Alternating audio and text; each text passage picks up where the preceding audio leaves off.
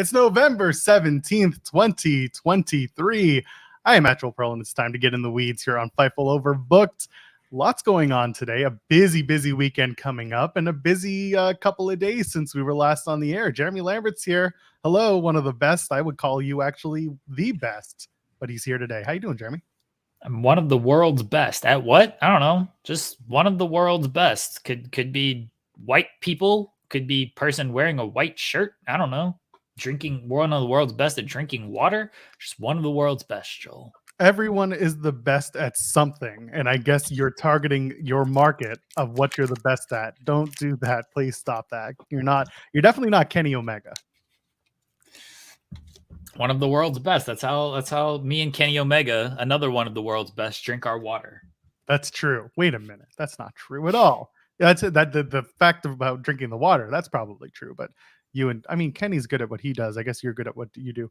Yeah, you know what? There's some credence to your point. I will accept it. I will take it. That's fine. Yeah, it's Friday. How you doing? We're getting into a busy weekend.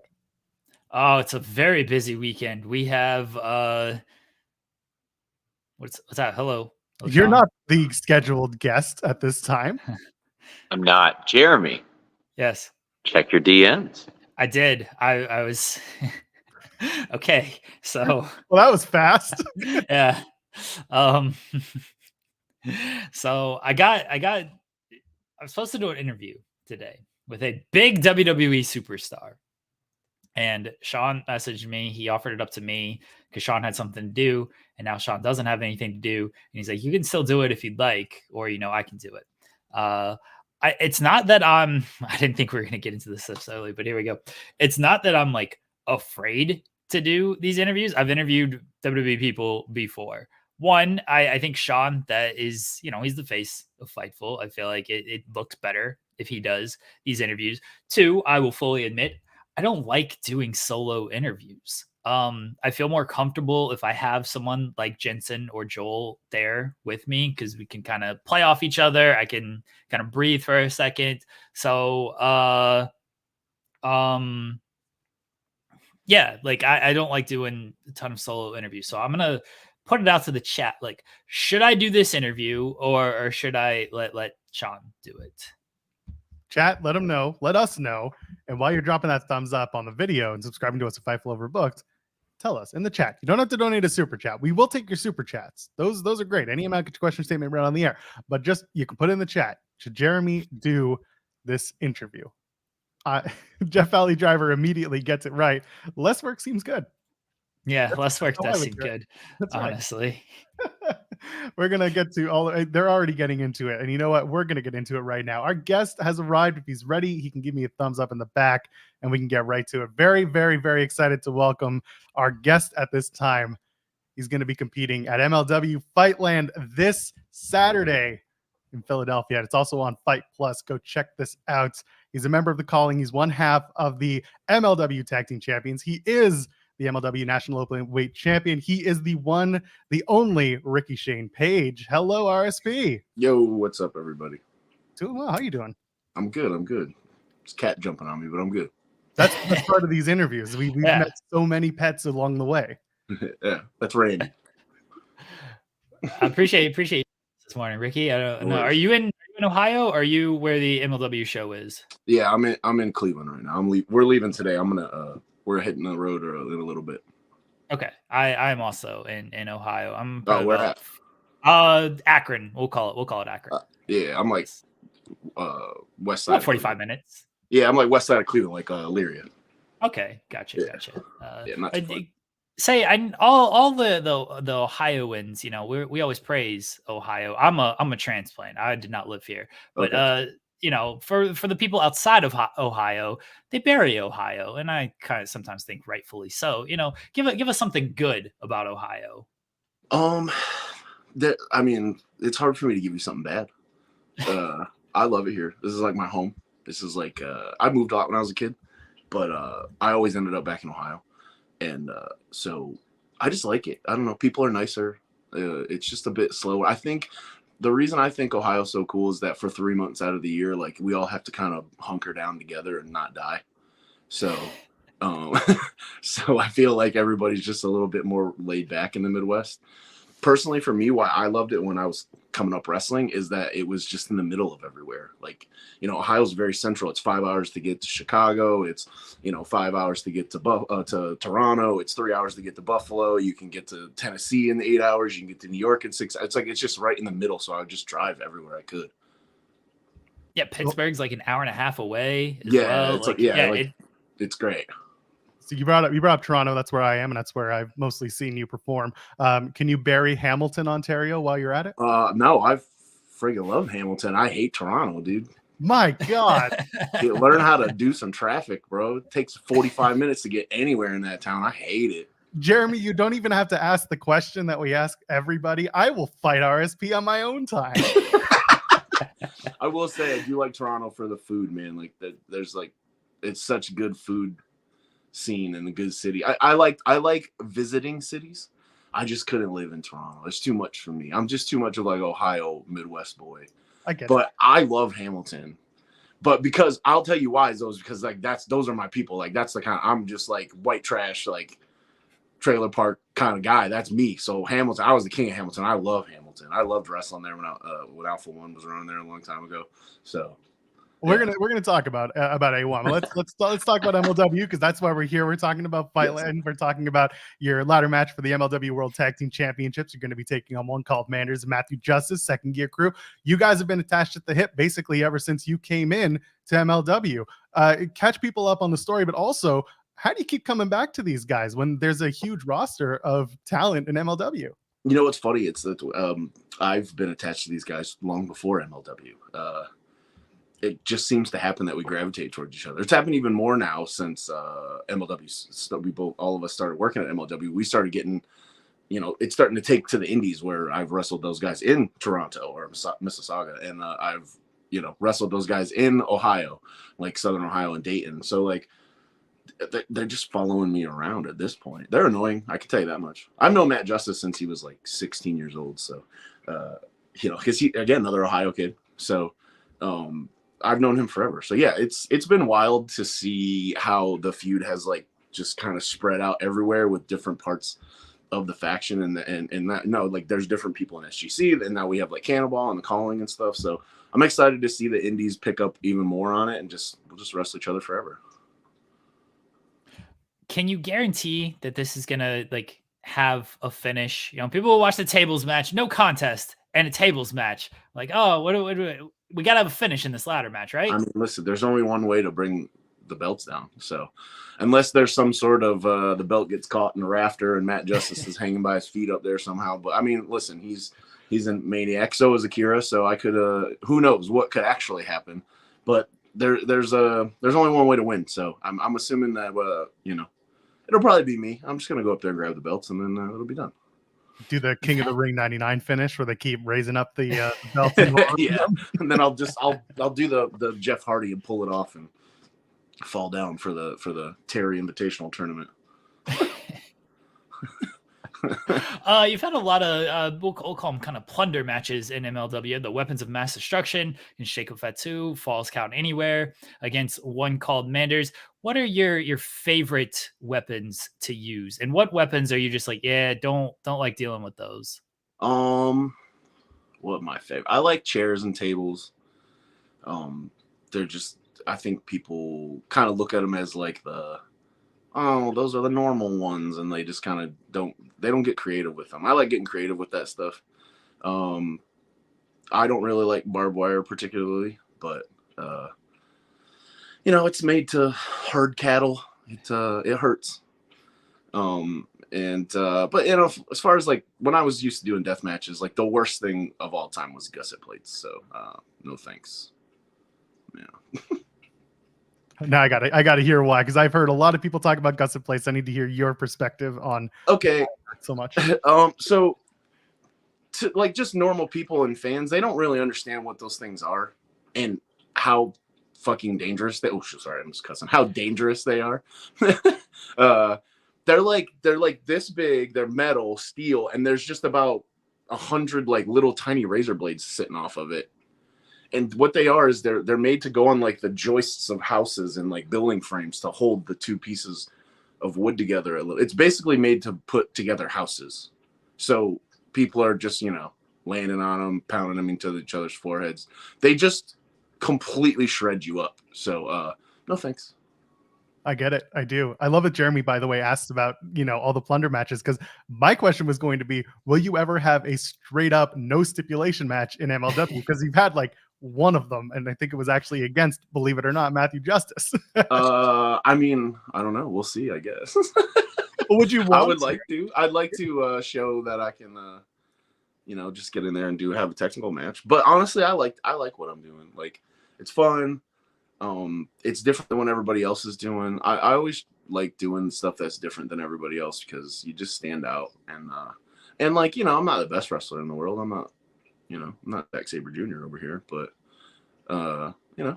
I like to show everybody every once in a while, but I do that in my hardcore matches. I like to put in a little bit of my wrestling in there. So listen, I'm going to do whatever the boss tells me.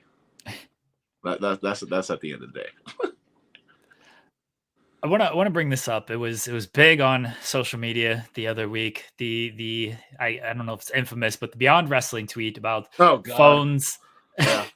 So, so for those who don't know, Beyond Wrestling is like, hey, you guys ever been to a comedy club? They kind of take your phone. How would you feel about this in a wrestling event? And you jumped in on this and went back and forth. I spoke with Dominic Guarini Wednesday. Spoke with Dominic Guarini about this on Wednesday, got his thoughts on things. And I think on Twitter, a lot of stuff gets lost in context and argument, right? Like, it's not the best platform to get into a discussion with. That's why somebody. I talked so much about it, because I was so sick of people just screaming and being rude. I was like, no, we're gonna have an actual conversation about this. Like, stop being rude. Yeah, so I want to have an actual conversation about this. Like, your perspective on phones, not, fans not having phones at kind of independent events, like your overall perspective on it.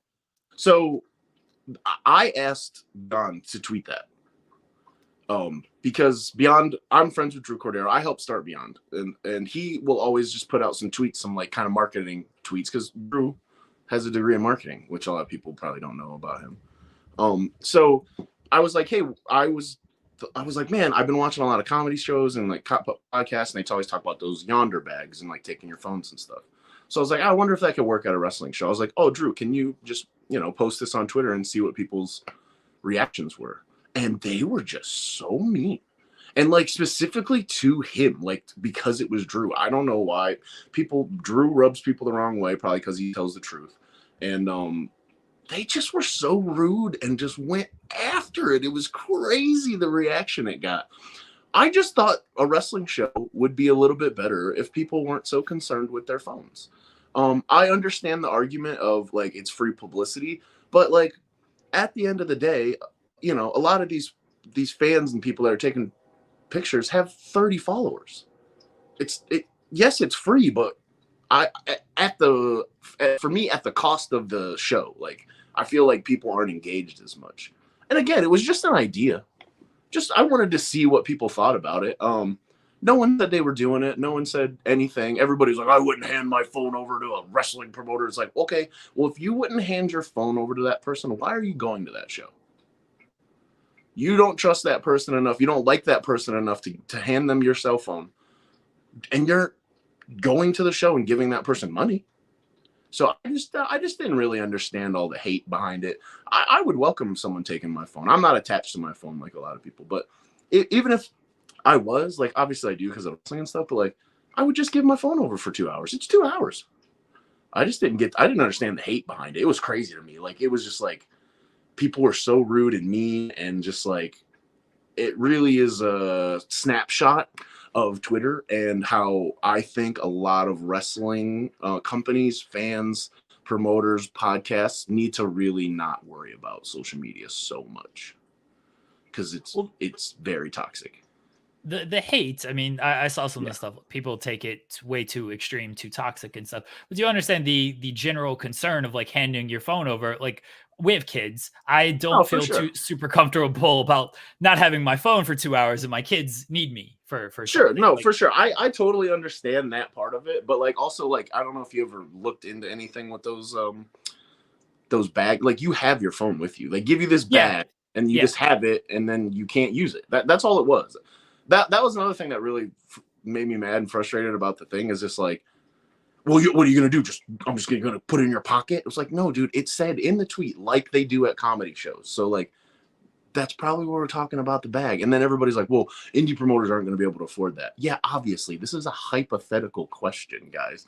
That's what really annoyed me about it. But I understand the health concerns and the children and all that stuff. But I get that. I really do. But I just, in my opinion, I think that people would have more fun at shows. Because when I'm out there wrestling and I look and all I see is someone with their phone in front of their face, not even looking at me, they're looking at their phone they're looking at me through their phone. It's weird. Yeah. I'm gonna bring up a couple more points. Sure. One is that some people aren't looking for clout on this. Some people just like to take photos for memories and stuff, put them on Facebook. It's like, oh yeah, a year ago I went to this show and like that was really fun and everything. Like my wife takes photos. She does not want any type of clout or anything. She does not tweet them for that. It's like, oh yeah, a year ago I went to the show, did all of this. Like, you understand that not everybody is looking for some type of like, hey, let me go viral off of this clip. No, for sure, I understand that. Which I never, and I don't think everybody is, but like, I don't know. This is just a personal thing. Like, I'm not a picture guy.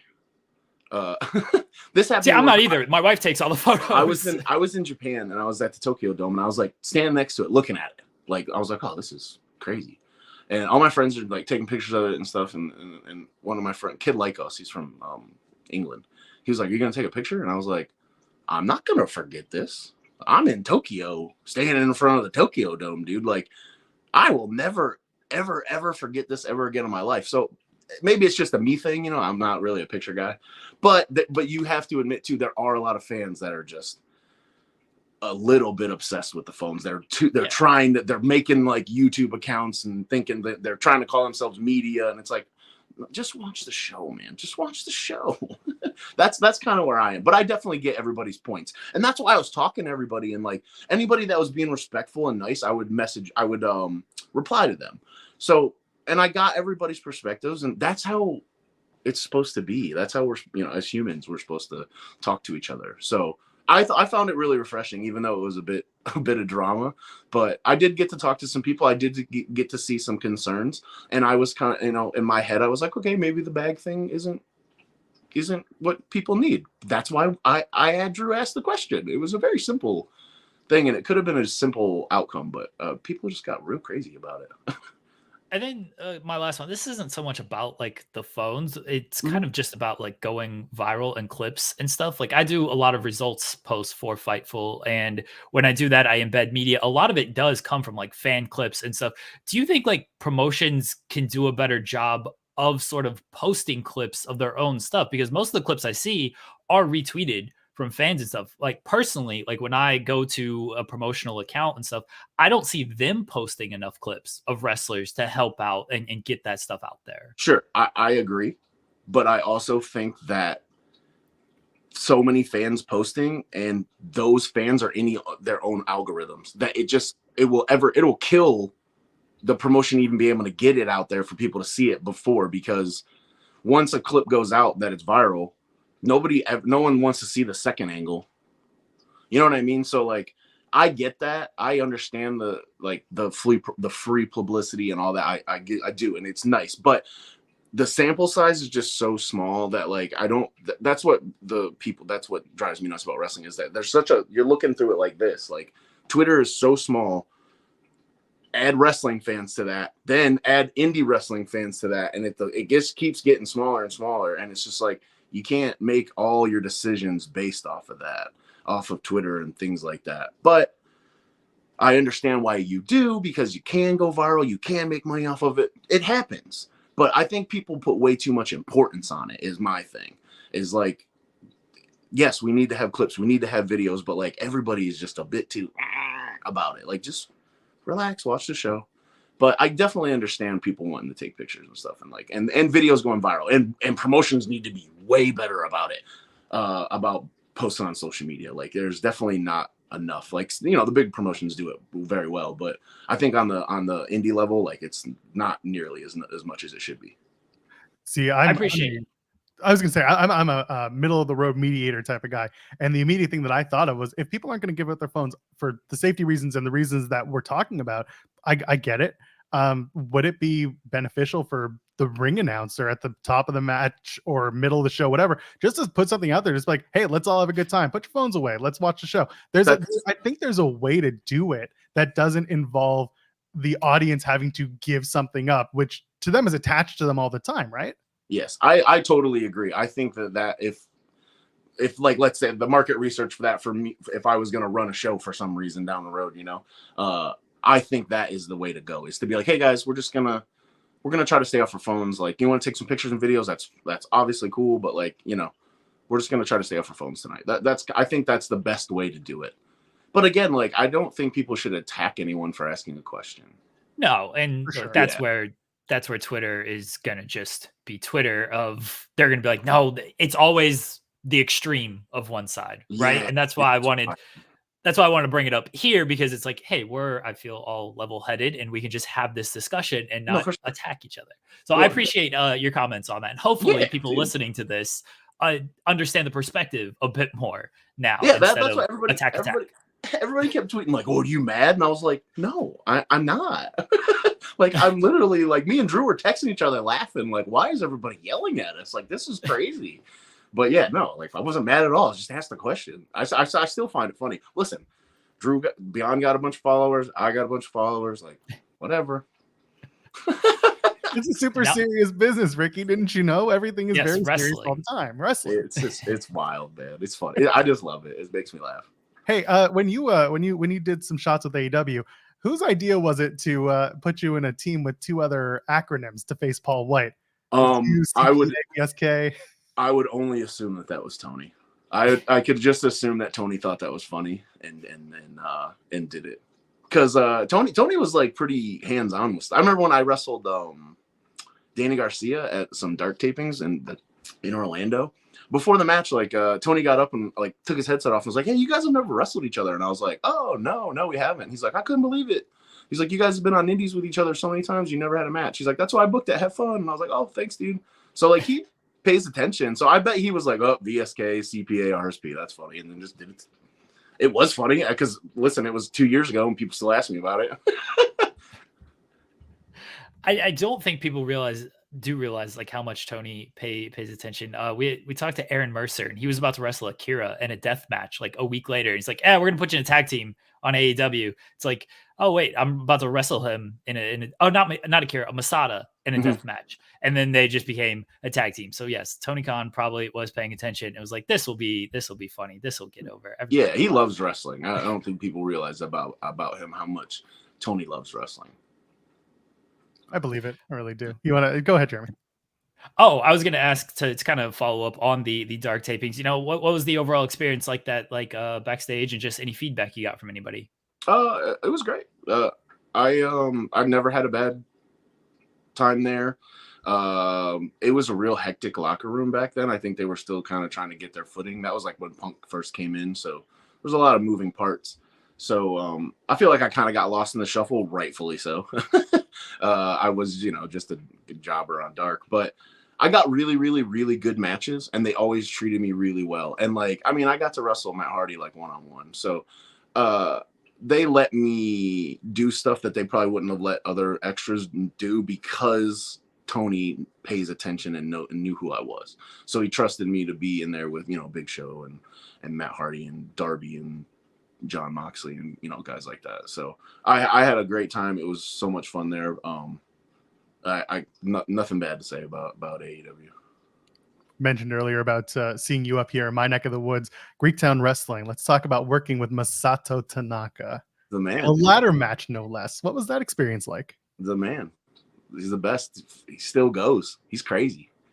He was going. He still wanted to do all sorts of stuff and doing tornado DDT off the top rope through a table, like just the absolute maniac. Legit, probably one of my favorite wrestlers of all time. Like, I saw him on ECW and he had a bunch of scars, and I was like, well, I'm gonna do death matches. And so I started doing death matches because of him. I do the Roaring Elbow. I always have done the Roaring Elbow. My old wrestling school is called the Roaring Elbow Wrestling Academy. So Tanaka's like my guy, and so it was really cool. And Greektown's fun. I love wrestling in Hamilton. Hamilton is like one of my, like I said, one of my towns, one of my homes. So it was just a surreal experience.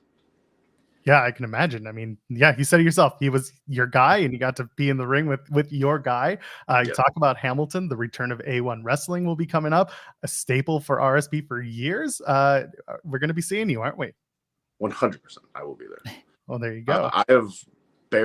I missed one show, one Alpha One show since my first one. I only ever missed one. And I was in England or Japan or something. And I've actually been, from that stretch, I have been more Alpha One shows than Ethan Page. Because one of the shows I had to run for him because he wasn't there. So, yeah, I love Alpha One. It's like where I did a lot of growing up. Ethan Page gave me a really good run there and let me wrestle a lot of good people. And I drove to Hamilton once a month for like 5 years. And it was awesome. I loved it. I cannot wait to go back. As we started to wind down here, Ricky, we're going to bring it back to MLW and working with Raven in the calling, praised as one of the best minds in wrestling history. What have your experiences with Raven been like? The best. He's been so cool, very, very helpful with knowledge and being like, hey, did you want to call your match to me? Like, let's go over this promo. Like, I got the first tapings when that he was there. I had met him a long time ago, but back in the day. But when I got home and I got like a text and it was just like, hey, it's Raven. And I'm like, what the fuck? Like, oh man, okay. And like he got my number from like court or something. I have no idea how he got it. And he just wanted to like send me these like jackets that he thought that I would like. And he's just been really cool, very helpful. I told a story on another interview where he just kind of like put me in my place one day, which I loved it and I needed it because I was doing a lot on these tapings and I was bitching. I was like, I'm doing too much, guys. Like I can't keep up with this, blah, blah, blah. And he pulled me aside and he was just like, hey, shut up. And I was like, what? He's like, shut up. He's like, they're pushing you. Shut up. Stop complaining. Do what you're told. And I go, okay, yes, sir. No problem. And I just did it. And he was right. He was totally right. Like, I was like, what are you bitching about? Like, oh, you have a lot of stuff to do on the TV show and you're on TV a lot. Oh no. Like, and I was like, yeah, dude, you're right. Like, my bad. And I said, I apologized to him. I said, thank you. And then I went about my day. But yeah, he's been the man. I have something that I do with all the wrestlers now. It's a fun game that I have. It's called Partner Promo Punch in the Face. Pretty straightforward. You're going to pick one guy you're going to partner with, one guy you're going to do a promo battle with, and one guy you're going to punch in the face, have a singles one-on-one match. This is a very special edition. This is the Rascals edition. There are 4, but we're going to do 3. Myron Reed, Trey Miguel, Zachary Wentz. Partner Promo Punch in the Face. Wait, who's which the third one? We're doing Reed, Miguel, and Wentz. Oh, Dookie, I'm going to have to punch you in the face. Oh, no. Partner. Oh, Zach. I love Zach. He's like one of my favorite people ever. Definitely going to partner with Zach. Going to promo with Trey because he's hilarious. And I gotta punch Dookie in the face. My bad, Dookie. He's great, though, so we'll have a good match. So I love the Rascals, man. They're like some of my when they first kind of started coming around, I wrestled them a lot down in Dayton for Rockstar Pro when they were just like kids and stuff. And seeing them go and do as much as they have has been like really, really cool. Just like good dudes, even Dez too. Like just 4 of the best dudes, super humble and just like the best to hang out with. So good crew to pick for. What is it? Punch, partner, and promo. I really like that. That's going in the car. Please do. Yeah, that's a car game now for sure. Good. Ricky, we want to thank you again for joining us today. Let everybody know where they can find you at and MLW Fightland this weekend. Yeah, I'm at Rickey Shane Page on everything, guys. Twitter, Instagram, Facebook, YouTube, Twitch. I don't really Twitch anymore, but yeah. And then MLW.com and watch the show on Fight this weekend. It's gonna be sick. MLW's on a run, man. I think we're really making some strides in showing people like what we can do and having really good shows. The roster's really coming together and everybody's just busting ass. And I'm really excited about the future and what we're going to be doing. And I think people are going to be pumped. So check out MLW. It gets slept on for whatever reason, probably because it doesn't get a lot of Twitter play, but who cares? They do a great shows. job of tweeting out stuff, by the They way. do. They're always They do. tweeting clips. They do, but for some reason they're not in that algorithm. So it's just that's what people don't understand. It's like they're not. It's just it's a robot in San Diego somewhere that's like going, no, everybody look at this. So like anyways, don't get me off on an old man tangent. But follow MLW. MLW's sick. We're selling out shows, and like the shows are good. They're well produced. They're put together good, and they're fun to watch. So please just come out and come to the show, watch it on Fight, whatever you can. 2300 Arena in Philly hosts MLW Fightland this Saturday night, November 18th. Tickets, there are a couple available. $15 is what they're saying on the site. They will sell out. You can watch it on Fight Plus. Go catch the calling. Rickey Shane Page and Akira. They're going to put their tag titles on the line in a ladder match against Second Gear Crew, One Called Manders, Matthew Justice. Very much looking forward to the show. Rickey Shane Page, thank you so much for your time this morning. Thanks, guys. Thanks for having me. Have a good day. Take care. Thank you. You too. There you go. The one, the only Rickey Shane Page. That was fantastic. Yeah. Makes me happy when we get to talk to these guys and girls. Rickey Shane Page. I've had very brief conversations with him over the past few days, just to get everything set up, and always very polite. I don't know if that, I feel like that came across in that interview too, but it's like, oh yeah, yep, thank you, no problem, like all good, appreciate it. Like I was like, oh, thanks, man. So yeah, very generous with this time this morning. We talked about the phone stuff. I know that was a big deal on social media a couple weeks ago, and like so, Twitter's not the place to have that discussion, right? Like it's always gonna, no matter what, I always bring this up of like somebody can tweet, I like pancakes, and it's like, wait, so you hate waffles? Like, no, dude, that's not it at all. And that's just how it goes with anything. So hopefully you heard a more nuanced, balanced take from Rickey instead of, and if you do look at his replies and stuff, it is very level-headed stuff. But Joel, what are we doing? Why is your computer yelling at me? I pressed the button. That's all. Oh gosh. But yeah, if you look at his replies and stuff, like he's trying to have the discussion. Some people get it. Other people are, of course, yelling. So, well, bring it up. Let's have the discussion. And, hopefully people understood his side of things a little bit more. And I feel, we did a good job of like bringing concerns that fans might have with this kind of stuff, or, reasons that fans might have for this kind of stuff. So yeah, we don't want to spend the whole time on it. We probably could have, but we don't want to spend the whole time on it. We got into it as much as we could. Yeah, and again, I enjoyed the conversation. I was largely out of it. I just wanted to get my last point in, because I do find that there's a middle ground, and I'm glad that we kind of all had a chance to say our piece. And yeah, like people are saying in the chat, Twitter's not real life, and it's not. Some people just want to get their point off because they think again, everyone's experiences are different, and everyone lives their life based on their experience, and they take things differently. And sometimes context is completely lost in these conversations. So doing it like this, yeah, always much more helpful. And again, RSP Rickey is someone who is very respectful, as you said, and someone who's also very smart in this wrestling business. So a good conversation with him. That was fun. I liked it. Now let's get into a bunch of Twitter discussion, Joel. Yes. Do we have interest in signing Kazuchika Okada? Do we have interest? I mean, if Okada wants to sign and be on this show, sure. Yeah. Let's come on, Okada. Come on our show. Someone report that In the Weeds is interested in signing Kazuchika Okada. Everyone else is putting it out there who's interested. So why can't we? We're interested in signing him. We probably can't make the offer he would like, but we can be very nice to him. I'll teach him how to do that money clip. That move sucks.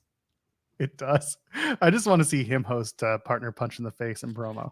We should get Draymond Green to show him how to do the money clip. Draymond does it much better than Okada. Your Partner Punch promo is catching on. I don't know if I like this. First of all, I will pull back the curtain. I did not even plan on doing this with RSP. I had a different question entirely. And then I was like, who are some Ohio wrestlers? And I was like, oh, Trey. Oh, let's get these guys in. And I just knew there was a history there.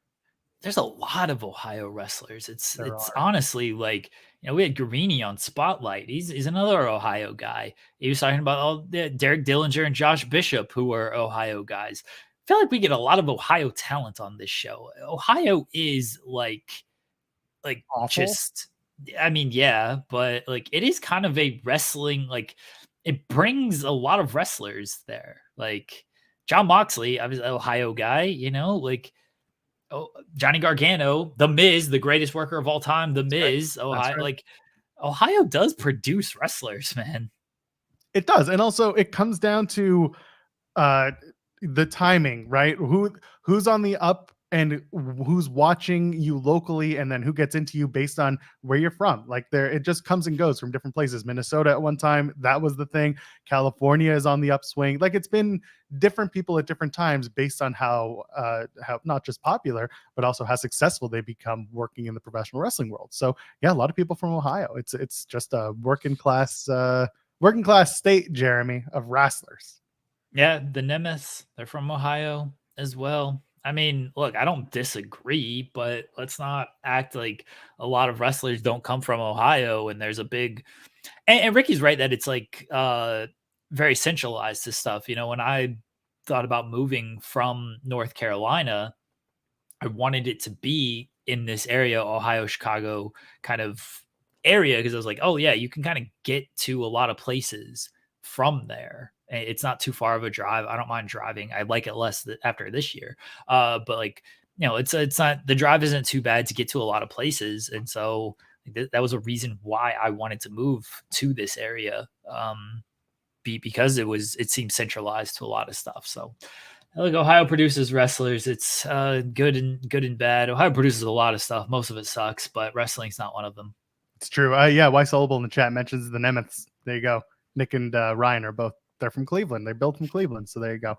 Let's get a super chat in from Cody Wills. Says, happy Friday night, Wars Day, Will and Josh. Yes, the Impact match between Will Ospreay and Josh Alexander. It aired last night. It was a fantastic match. So good that Impact did that thing they do where they toss the matchup on their socials and on their YouTube immediately. So go check that out. It was a really fun match. And the post-match comments that we had already put in our report on our spoilers that, Will and Josh kind of had not a promo off, but they each traded off on the microphone after the match. Will saying, my contract's over in February and, I want to be in a TNA ring, he said. So it looks like that Hard to Kill match could be on the way. Josh Alexander said, 2024 is my year in TNA, and I want to face you again. I want to beat you. If this all goes to Josh Alexander beating Will Ospreay at Hard to Kill, that's a statement, and I wouldn't hate it, because where Ospreay lands, nobody knows. Would I love to see him in TNA? Absolutely. Do I expect to see him in TNA as a contracted talent? I don't. But if this is how they pay off Will Ospreay winning a ton of matches, I would not hate that. I don't know if you have anything to add on that. I don't know when it comes to Ospreay and be it in TNA, maybe is it Hard to Kill? He faces Josh Alexander. It seems like that, he said he wants to be in TNA. Contract's not up till February, but we will see where old Ospreay lands. To tell you where I don't think he's going to land, and that is on a stage in LA on Saturday night. Let's talk about Tony. Okay. Let's talk about Tony's tweet. Okay. I got to pull it up. So I know you and Jensen talked about it. I actually really want to dive into your thoughts, because something you said really perked my ears. And let's get into it. AEW has agreed to terms with one of the world's best wrestlers, a pro who is known and respected by virtually every AEW fan. They'll come to LA and sign their contract this Saturday at Full Gear. Jeremy, tell the people who you thought your low expectation person was, because I thought that was a very good shout. As my low expectation is Chris Hero. I think it's and Chris Hero is, look, I don't know anything. I have no idea. But my low expectation, what do we say from Jeff Valley Driver? Speculate, don't expect. But when it comes to this stuff, I will throw stuff out there. And I think Chris Hero, based on what the tweet says, Hero's back in the ring tonight, West Coast Pro. He's facing Timothy Thatcher. I assume he'll be at AEW tomorrow for the show. And he's been working backstage at AEW. But I think that this is kind of a wrestler deal. And if it is, I don't know anything. If it is, I hope he continues to do independent stuff because if you listen to our interview with Dominic Guarini yesterday, the article's going up on Fightful.com in like 20 minutes. He praised Chris Hero of like, this is good for independent wrestling that Chris Hero is coming back and working in the indies and stuff. So it would be a shame if like, yeah, Chris Hero's back for one match. Now it's in AEW and you're never going to see him on the indies again. That would kind of suck. So yeah, that's my low expectation. My high expectation is apparently shot down already by Fightful Select. So that doesn't seem like it's Mercedes Moné. Yes. So as reported by Fightful Select, Mercedes Moné appears to not be the signee. Doesn't mean it can't happen. Doesn't mean it's not happening. But just go read the report over on Fightful Select. The feeling is that it's not Mercedes based on the conversations being had. I really like Chris Hero as the person. Tony, this isn't a huge announcement. This isn't a big, he's not making a big deal out of this. He tweeted it. They mentioned it casually on the show on Dynamite this week. But other than that, like they haven't made this huge, amazing, important deal. It's just been someone's coming and signing, and also agreed to terms doesn't mean it's a new signee. It could very much be we've re-signed somebody. He didn't say outright that it was a new signee or that it was someone re-signed. Some people have posited the idea that it's MJF signing his new contract and starting up anew, and you could make an angle out of it. But honestly, it just comes down to who else could be re-signed that makes a big deal that wouldn't have to turn into some sort of angle. Daniel Garcia is another one. He just indicated that he's in a contract year. This is a moment for him, as you and I keep positing different ideas to make Daniel Garcia more and more relevant on the program. I just gave you when he loses the Miro tonight. Yeah. I don't think it's a re-signing. I will say that. I do think it is like a new type of signing. I don't think it's a re-signing. They announced Kota Ibushi just after the street fight. It's like, hey, we got Kota Ibushi. Like that seemed like somebody you could just like, hey, by the way, here's Kota Ibushi. They do the signing on Saturday, and people would probably get excited for that, even though Ibushi kind of feels already like an AEW guy because that's where he's wrestled most of his matches. But they could have easily held him off until Saturday. No, people saying about the non-compete, those don't expire until December. Those don't expire until December unless, and Jensen and I kind of talked about it, unless Tony like bought out the extra time. But then I don't think WWE is agreeing to that or anything like that. I don't think it's any one of those people. I don't. I'm kind of on the Chris Hero thing now. That's just where my expectation is Chris Hero. I mentioned Jonathan Gresham yesterday on Spotlight. I know he's still under Impact. We don't know the full terms of what he is with Impact. People have said Shibata, he hasn't really signed, but he's an ROH champion. That's another name that's possible. People have mentioned Ospreay, and except that his contract with New Japan is not up until February. I think Dave said something curious about Ospreay. I saw it on Observer Radio. I want to make sure, so I'm going to check the Observer now because I do want to be fair. I don't listen to Observer Radio. I imagine there was something in it about the Observer, so I'm actually, or something about it in the Observer. So I'm going to check the Observer to see what Dave said about Ospreay, and then I can get the. Okay, so here's what he said about Ospreay. Some noted, and kind of the announcement in general, that it could be MJF as the signing is expected. Mercedes Moné was the first name on people's minds since Khan brought her up at Wembley Stadium. Obviously, her foot injury, ankle was quiet and needed surgery. Yeah, Fightful Select said that it doesn't seem to be Mercedes. The question is when she would sign and everything. So while she fits, it will not be disappointment. It'll probably not her. Goldberg is free agent. That would rule. He noted multiple times that they talked, there'd be interest. So here's the Ospreay section.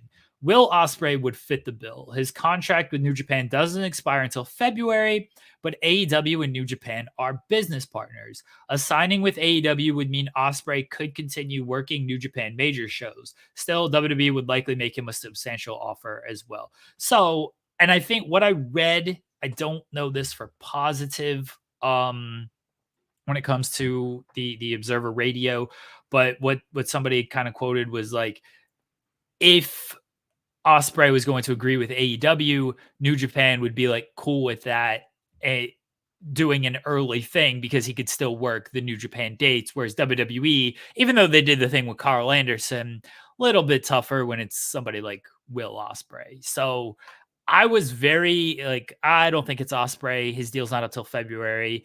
Now I can kind of, okay, if they've worked something out with New Japan, he's still going to do the New Japan date.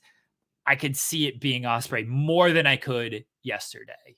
So 2 things. One, how dare you disrespect former never open weight champion Carl Anderson, who was holding that belt while he was a contracted WWE superstar. He made the town eventually. Dropped the belt. Will Ospreay doesn't have a belt to drop. Well, I mean, he physically doesn't have a belt to drop because it's been completely shattered into pieces. Unless you watched Impact last night, then suddenly it was back in his hands, totally fine. Don't talk about continuity. With Ospreay in AEW, everything you said is something that has been talked about in various circles. I know Sean mentioned it on the AEW Dynamite post show that if there is that working relationship, they might be okay with it. Yeah, and then Will could potentially work some New Japan shows as needed. I mean, he's booked for Wrestle Kingdom. Yeah, he's got the triple threat with Moxley, who is a contracted AEW talent, and then you have Finlay on the other side. So there's definitely something to that argument.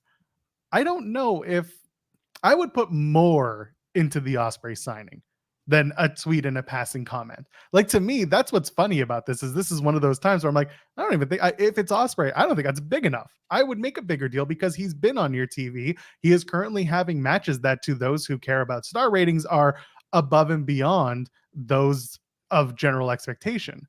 So I would put more stock in signing Will Ospreay. I would make it a bigger deal than a tweet and a passing comment. This is one of those things where if you talk about, someone like Chris Hero, it's like, yeah, this is good. Like this is perfectly serviceable. Some people will get angry on the internet because that's just what happens, and whatever. I think the general public at that point would just be like, no, go back, read the tweet. Like, it's not over the moon. No one's like super hyping it. I think people would bring those people back down to earth and be like, no, that was your own brain. So that's kind of where my brain is at. Is I'm not expecting anyone huge, but I'm expecting someone serviceable. That makes sense. Yeah, that's sort of where I'm at as well. I don't think fans will be. I mean, it depends on your expectations, I guess. But for the online fans, their expectations have been hopefully brought down. That it was Mercedes by Fightful selected. Now this bit on the Observer as well. I don't think fans are going to be disappointed by who it is, though. Should they put more into it? Huge signing, depends on who they're gonna deliver. I think the expectation, Tony's setting a good expectation with how he worded his tweet. He's not going over the top with it. He's not like, this is game-changing signing. It's the biggest, most monumental signing in the history of AEW. Just like one of the best in the world, respected by a true pro, respected by the majority of AEW fans. I don't think he will not deliver on that. I just saw something hilarious. Mattman just posted the link to our show on their podcast to promote their show. What? It's just, I was scrolling Twitter. We'll see if they take it down, but I just noticed it and just, that's fantastic.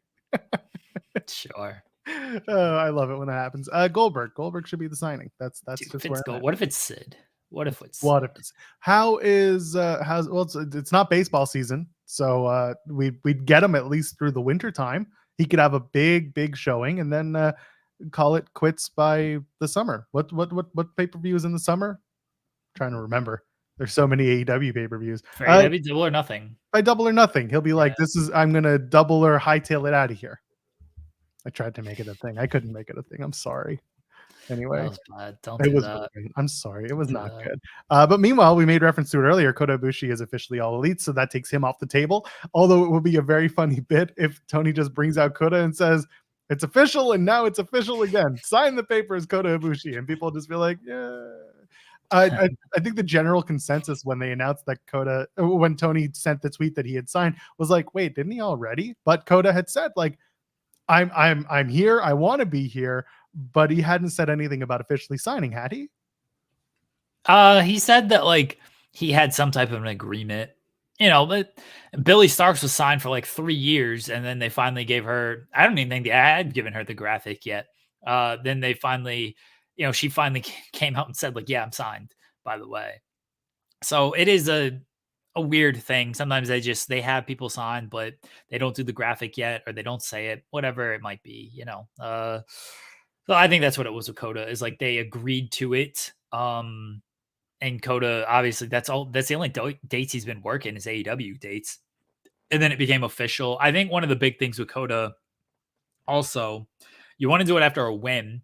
I think they've won the last few matches because they lost at Wrestle Dream, right?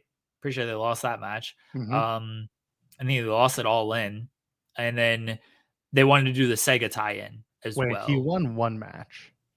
Maybe They won Blood and Guts. They won Blood and Guts. The one, yeah, that's what it was. Yeah. Okay. I don't think there was any type of like, I mean, I could be wrong. I don't know if there was an agreement by that point though, because that was just the first match. So he probably wanted, I get, they announced other people off of a loss. Kyle Fletcher lost. And it's like, hey, by the way, Kyle Fletcher signed. So I think the Sega tie-in was the big thing with that though, because Sega was part of that tweet as well. And they apparently got paid pretty well for that too. So I think the Sega tie-in was a thing.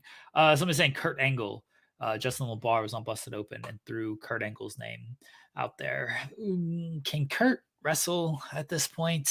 Like, I don't even know if it's about whether or not he could wrestle. It's just how much he would wrestle. Yeah. And he said it himself. Like when he was a producer, he's like, I didn't love it. So that's the thing. Like if you're going to bring someone in, there should be some longevity. And Kurt as a manager is something you could do.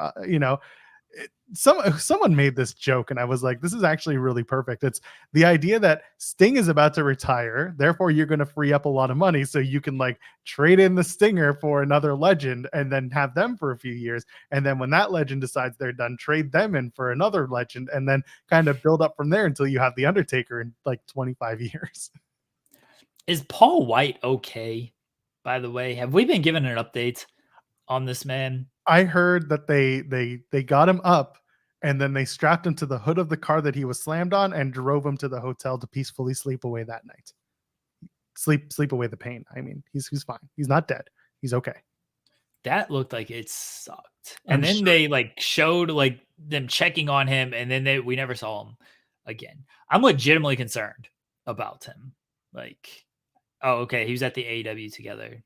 Okay, good. Like, how was his layup? Yeah, how was he moving? That looked like it sucked. Roddy Strong was in his wheelchair making funny. shots. Was Show able to go? Was he good? Why Solable? I know you were there. RJ City asked him how he was doing. What was the response? In pain. People have mentioned Ronda Rousey as the signing. She was at Wrestling Revolver last night in the main event. Let's talk about that show. Yes. Yeah, getting hit by Athena with the ROH Women's title. I don't think it's Rousey. Could be. I think that would be one that would I think that would disappoint fans. And I don't even know if that's an indictment on Rousey. I think that's an indictment on her last WWE run, which was not very good. But if she comes in with the same fire she had during her first WWE run, I think there's something to that. But I think that one would be like, yeah, not feeling this signing, Tony, not feeling this one at all. So I don't think it's Rousey, but it'd be funny if it was. It would be. I mean, so you mentioned the Wrestling Revolver show, and Billy Starks was in that match too. You want to talk about when she's going to get that graphic?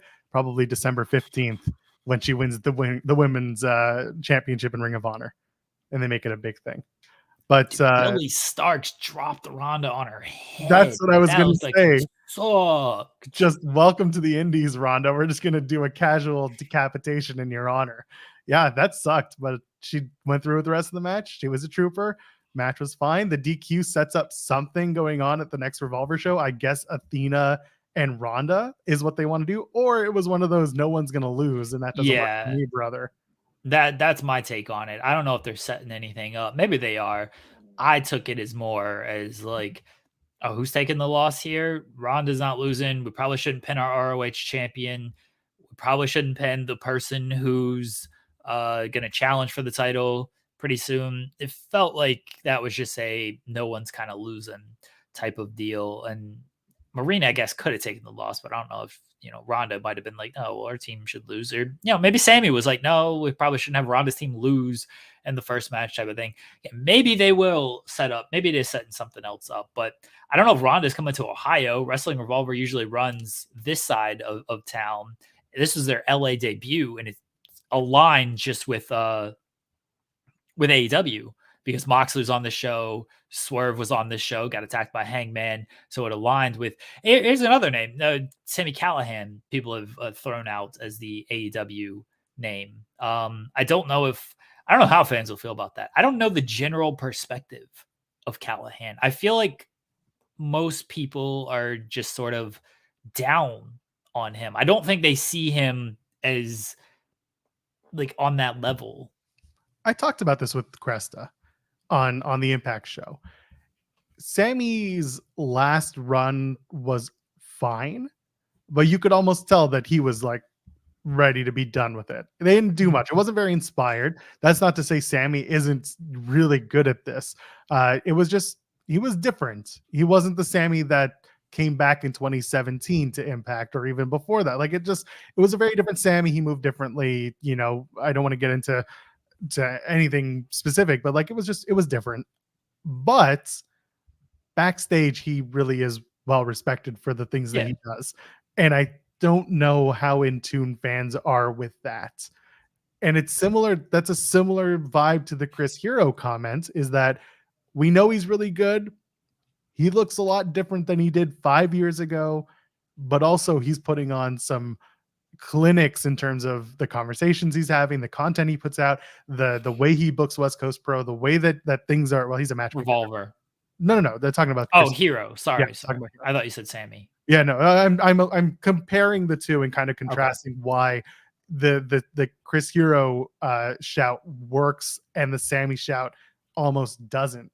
It's just because I think that people have more reverence for Chris Hero based on the work he's been doing backstage that's been coming to light, whereas people don't necessarily know that Sammy's been doing work backstage more than he's been in front of a camera with Impact over the last few years. So I think that makes it a little strange. And also, like, Sammy's an important get, but he's not a big get.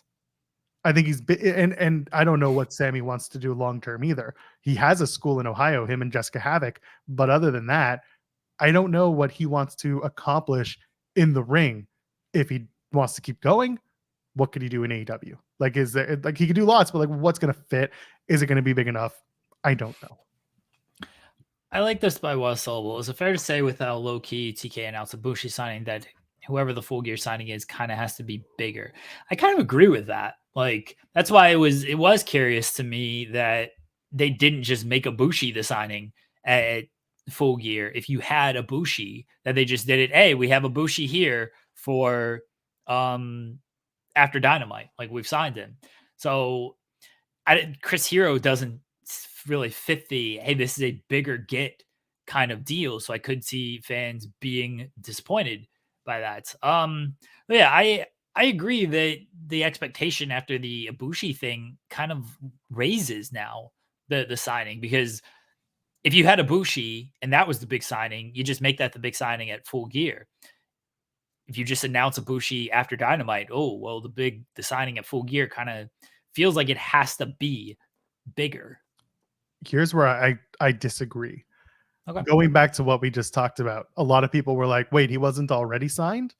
The general feeling, if he had come out at Full Gear, would have been the same, and it would have been a lot more emphatic, in my opinion. They would have been like, oh, well, this isn't news. We've already, the big thing is, this is presumably, if it's not a re-signing, someone that we haven't seen in AEW in any particular. Hey, well, haven't we seen Will Ospreay in AEW? We have, and that's why, again, like, this is kind of if it's a bigger signing, then yes, Will Ospreay, it's a big deal. But if it's somebody new that hasn't been seen but is respected, then the Ibushi signing, again, contrasting the two, the Ibushi signing was something that's like, well, he's had multiple matches. It would make sense. It stands to reason, because that's what Tony does, is after a big match, he announces a big signing. And that's what this is.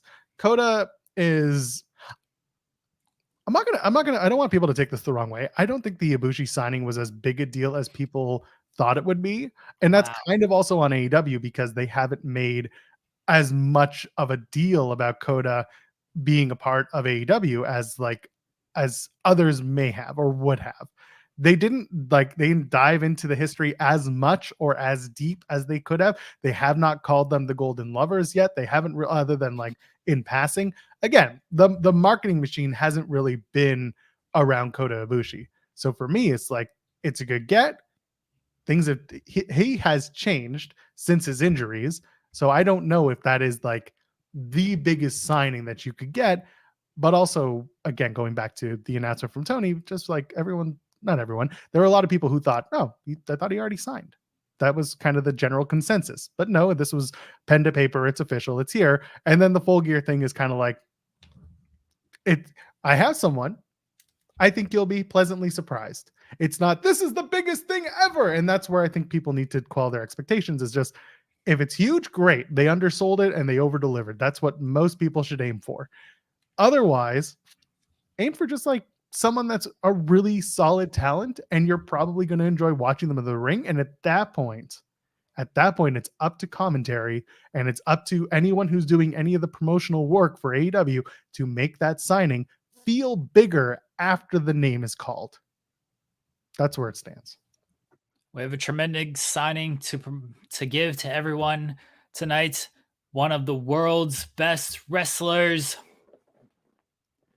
Look in my eyes. What do you see? New AEW EVP. That's what I'm waiting for. And then Billy Starks just drops him on his head. No, I don't know who it is. My expectations are Chris Hero. Anything above that, cool. If it's Chris Hero, cool. Chris Hero's a nice little get. Like it's not gonna. I can see why fans would be disappointed by that, but you know, look, Sean asked him yesterday about the announcements, like what goes into announcing of announcements, and I can't believe Tony didn't shout us out for our rating system of the announcements. I can't believe he didn't talk about it. Very upset. Instead, he gave a PR-based answer. One day, this is all I want, Tony Khan. That's all I want. You'll have my respect forever if you do this. Okay. One day, be like, Tony Khan has a huge announcement, right? And then big, important, whatever. I really don't give a shit which one it is. Like, here's what it is. Tony Khan has a mystery announcement. Okay. Mystery. He's never used mystery before. You'll see where I'm going with this bit. This will pop like nobody but me. Don't care. Tony Khan has a mystery announcement. Tony Khan comes on Dynamite. Folks, we have great mystery announcement for everyone tonight live on AEW Dynamite. We're giving away a boat. And they give away a boat as the mystery announcement. What can the mystery be, Joel? It could even be a boat. A boat. And the box could be anything, even a boat. The announcement could be anything. It's a boat. It's a literal boat. He should just have Evil Uno come out and be like, plug mystery wrestling and then give everyone a boat. They gotta go back and start giving away shit. Like, remember WWE give away houses? That was a whole big thing. They should give away boats. Come on, AEW. They gave away the In Your House. There was the truck, the Stone Cold truck. They gave away McMahon's millions, and then they offed him in a limousine and then brought him back 3 weeks later because, well, circumstances in 2007. I'm going to bring this up from Why Solable. He's the boy that cried wolf for me at this point. And that's something that has become a very common take. Sorry, in your boat. Yeah. Sorry, I had to bring that up. The boy who cried wolf thing has become a very common take. And to me, if Tony continues to put together a string of big non-announcements, that will change the perspective again. The Continental Classic was a pretty good start. I think that this particular way that he announced whatever he's doing at Full Gear, I think that's another pretty good step in the right direction. Not everything needs to be super duper promoter guy. I see Jeff Valley Driver saying, how is promoting signing Crying Wolf? And that's going to the point that I'm making, is that he's not over promoting it. He's not they didn't make a big graphic. They didn't make a big deal. They're not shouting it from the rooftops. I think this time they've they've tempered expectations in their way. But what fans do is up to them, and that's why we're here talking about this as like a what we expect and what would make us happy in a realistic sense. So for me, like what Tony's doing is positive. I think it's a step in the right direction. I'm with you. I don't. Fans are going to be the fans. They're going to do what they do. Oh, Camille, that's a fun shout. No, well, Camille can't because she's got to fly herself in for NWA shows now. Oh boy, Sell the territory, Billy. It's time. How much you think we could millions? Millions. You think we could get? You think we could get the territory? How much? Let's find out. Can we do that? Can we buy? Can you just at Billy? How much for the NWA? Does the cocaine come with the promotion? Because then we can make our money right back, Jeremy Lambert. I mean, I guess so. If we got good dealers and mules and stuff, right? Isn't that how drugs work? Probably. I don't know. I'm the wrong guy. We'd have to bring in someone for this whole thing. I'm sure there's someone who would happily take on the role. Oh, what if it was Dwayne? Dwayne comes out and he's like, I heard you guys got a good deal with Pride FC. You guys are going to get me to do it. You guys will let me do an MMA fight. WWE won't let me do an MMA fight. For that, he should sign with Impact because he's made an appearance with them and they got Invictus. So they could do that and have a good time. So this is where Invictus FC fighters are, eh? And then Scott D'Amore's like, well, no, that's down the street. There tonight is Impact. Oh, well, okay. Yeah. What else is happening on Full Gear? I don't even care about Full Gear. Let's talk about Dynamite real quick. Wow. Hangman's going to buy us all weed, apparently. Hater. So a lot of people love this promo. I like the promo. I'm not down on the promo or anything. I'm kind of. We all feel like Hangman's going to win, right? Like, yeah, it's his pay-per-view, Full Gear. It's his match, the Texas Death Match. And again, we talked about this being like a best of 3. Swerve got the first one. It would make sense that this is the Hangman match to win. I kind of think Swerve should really win this match. Basically, especially based on that promo. Well, here's the thing with wrestling. You hear it all the time. What's this promo, right? Like, Hangman, yeah, if Hangman wins, I don't think the feud ends. And that's fine. That's fine. But I think Swerve should win based, again, on this promo because Hangman, they could bring it back after Hangman wins. They could do another promo battle. Swerve could get back at him and all this stuff. But, like, Hangman cut this man on this promo, right? Like, he went in on him, called him a failure, said your fiance left you, your child left you. Like, you are a failure. And then he's just going to beat this failure? He's like, yeah, Hangman was right. This is why Swerve's fiance left him. This is why kids don't talk to him. He's a failure. He sucks. Like, Hangman was right. I think, like, Swerve should just kind of win on this. Like, I don't know. Like, the promo was good. It was very personal. It was very biting. I understand why, but it's the Bret Hart rule, right? Of like, and also the Chris Jericho rule, like the Chris Jericho rule of this, of like, you call this person a failure, you say all this shit about them, and then it's like, okay, what did you accomplish by winning this match then? You just beat a failure. Cool. Good on you that you've beaten this failure. Like, you didn't really do anything off of that. Oh, I kind of think Swerve should like win on this. So I think that if the win is not dirty, but if it comes with some help, then Swerve can use, because that's how Swerve won the first one, with a little bit of help. He can, if Hangman gets some help, let's say his toddler just runs into the ring and creates a diversion, and Hangman hits the buckshot lariat onto a bed of nails or something like that, gets the win, then we can do another match. Chi-Town Spurs says that Swerve should beat Hangman and move right into a feud with Chris Jericho for 5 months. That sounds exactly right. Actually, I have other plans for Jericho. We'll talk about that later. But my general feeling is that I hear what you're saying. But in the pro wrestling storytelling space, if you're going to do another match, you're going to have to get to it. Why do you have to do another match? Why doesn't Swerve just beat him and that's it? Because it's just the thing. You can change it. You can absolutely change it. Yes, 100%. But if it's a best of 3, which is typically what happens in the third match, this is where it gets weird too, because the Texas Death Match, that's a how do you up the stakes from here? You did a regular match, Yeah, then I don't know you if you did a can. death match. What can you do other than a cage? Which is something that's rarely brought in AEW. And I don't know if you do a cage match, because this is what I'm getting at. If you have someone come in and help Hangman win, then at least you can point back to Wrestle Dream when Nana helped Swerve, and then whoever helped Hangman means we got to keep everybody out one-on-one, put weapons in the ring. I don't care, but put it in a cage. Does it need a cage? I don't know yet, because I need to see how this Texas Death Match plays out on Saturday. I think Swerve should win, and I think that should be the end of the feud. That's where fair. I'm at. That's fair. And then what do you do with Hangman? Does he have a crisis of conscience like he always does? Does he go and work with the elite and try to do the, what's Jericho Probably. doing?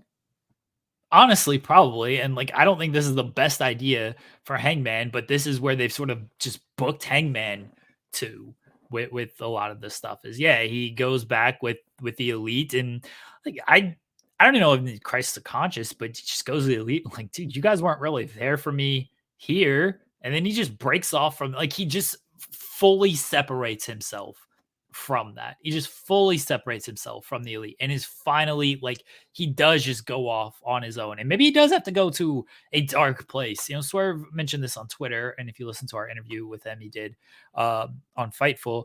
Like, you don't see Hangman in the colorful outfits and stuff. He's wearing all black right now, going to a dark place type of thing. This is where I had to drag him. So I don't know if he can win and just be like, yep, beat him. Now I'm all cheery Hangman again. Like, I kind of think it's better if he loses. I like the promo. Hangman is great. He should be in a better babyface position than he has been since he lost the title to Punk like 2 years ago at this point. He should have been in a much better position on all of this stuff. But I do subscribe to that Jericho Bret Hart theory of why are you going to just call this man a failure, a loser? He sucks. He's never accomplished anything. And then you beat him. And it's like, all right, you got to put him over a little bit. Like, I guess the win kind of puts him over. But yeah, I don't think you can like prove the point that Swerve is a failure by him failing again. I get what you're saying. And I see both sides of this for what you're saying, in that Swerve can be a dominant force in AEW, something we haven't seen in a little while from undercard characters, who's building up, by the way. That's good. Okay, real quickly. So people are saying this of like, he broke into his house and everything. He had to do something. You can do a wrestling promo while mentioning this, right? And Jeff Driver's right on like, like you've lost that fire and everything. Like that was certainly true, but at least Swerve needed help on that. So that at least builds in an excuse there. So you can do this wrestling promo of like, you broke into his house and still do these deep cuts on him of like, you broke into my house. You know why you did that? Because you're jealous of me. You're jealous that I have a home where I go home to and my kid is there and my wife is there. What do you have? You don't have a fiance because she left you. You don't have kids because they don't talk to you. Same cuts, right? Exact same cuts. Don't need the failure part. Same, you say the same personal information and you take out the failure part. You make it a jealousy thing instead. And then if you beat him, it's like, oh, okay, like he got him. I don't like the failure term. Maybe that's where I'm caught up. You're just jelly, okay? Don't listen to them because they're just jelly, okay? But yeah, you can do the same promo. You can cut out a little bit of it. Yeah. Again, this is why I like this story, is because when you come at me with Swerve should win, your points make perfect sense.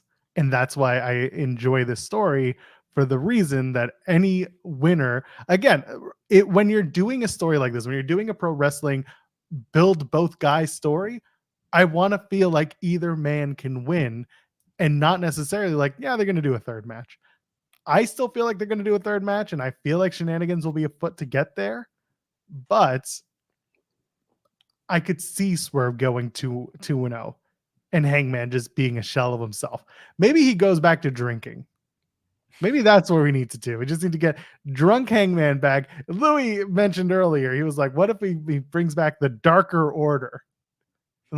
Let's do that. Sure. We got weeks until Stu Grayson shows up, so why not start with Hangman and then we'll get the band back together. Darker Order, sure. The Darker Order.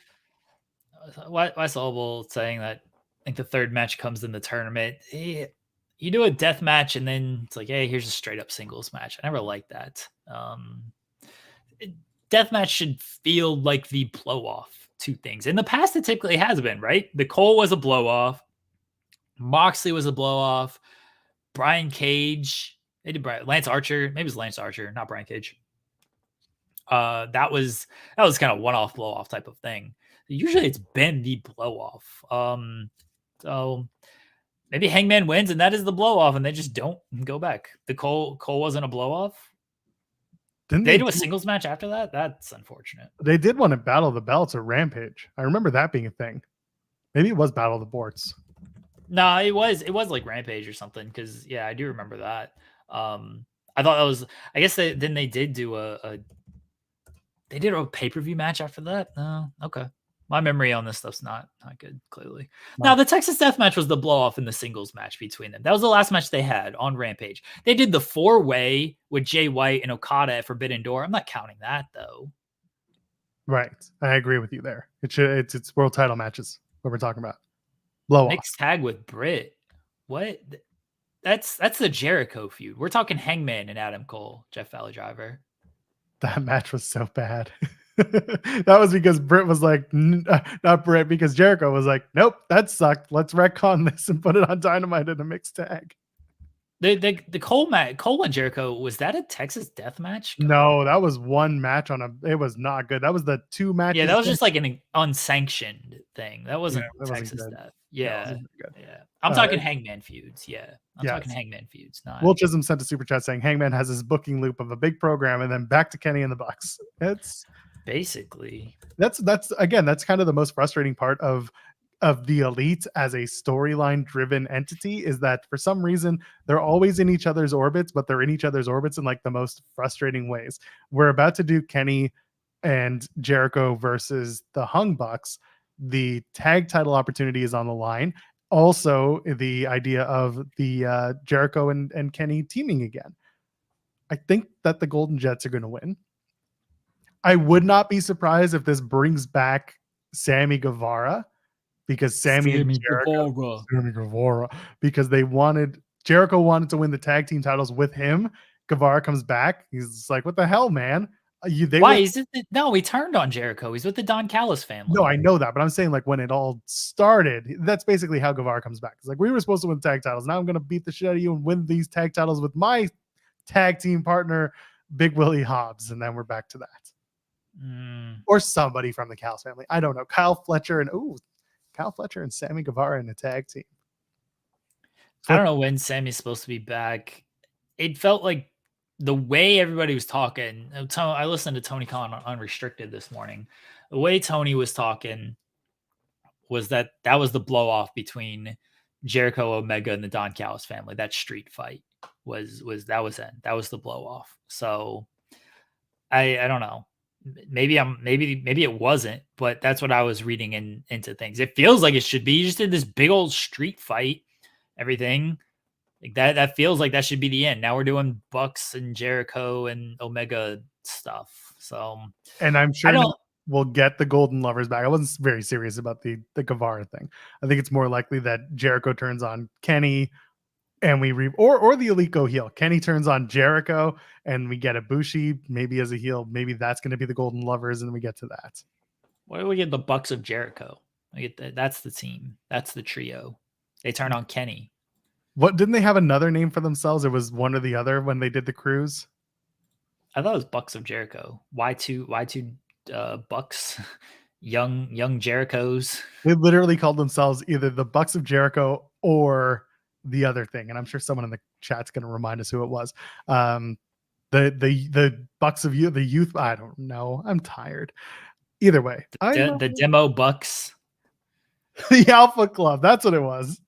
It was Alpha Are they Club. the Alpha Club? Yeah, Oh. on the first Jericho cruise, I think. I thought that was just Jericho. I mean, maybe, sure. I think Bucks of Jericho was the one that like kind of stuck. Yeah. Will Chisholm says that's why fans thought Cody had beef with Kenny and the Bucks because Cody had the Codyverse in AEW. I don't know if it was necessarily that. I mean, fans, yes, but the reality was not that. The Codyverse just ruled though, because it was Y2 Jackson was it, by the way. Y2 Jackson. That's what it was, or the Bucks of Youth.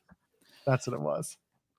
Yeah, Bucks of Jericho was I think that was the one that it's like Buck should team up with Jeff Jarrett. That would rule. That would rule. Be awesome. I think of Minions when that happens. But yeah, the Codyverse did rule. Just put him on Cody Island, let him go to town. That was the best.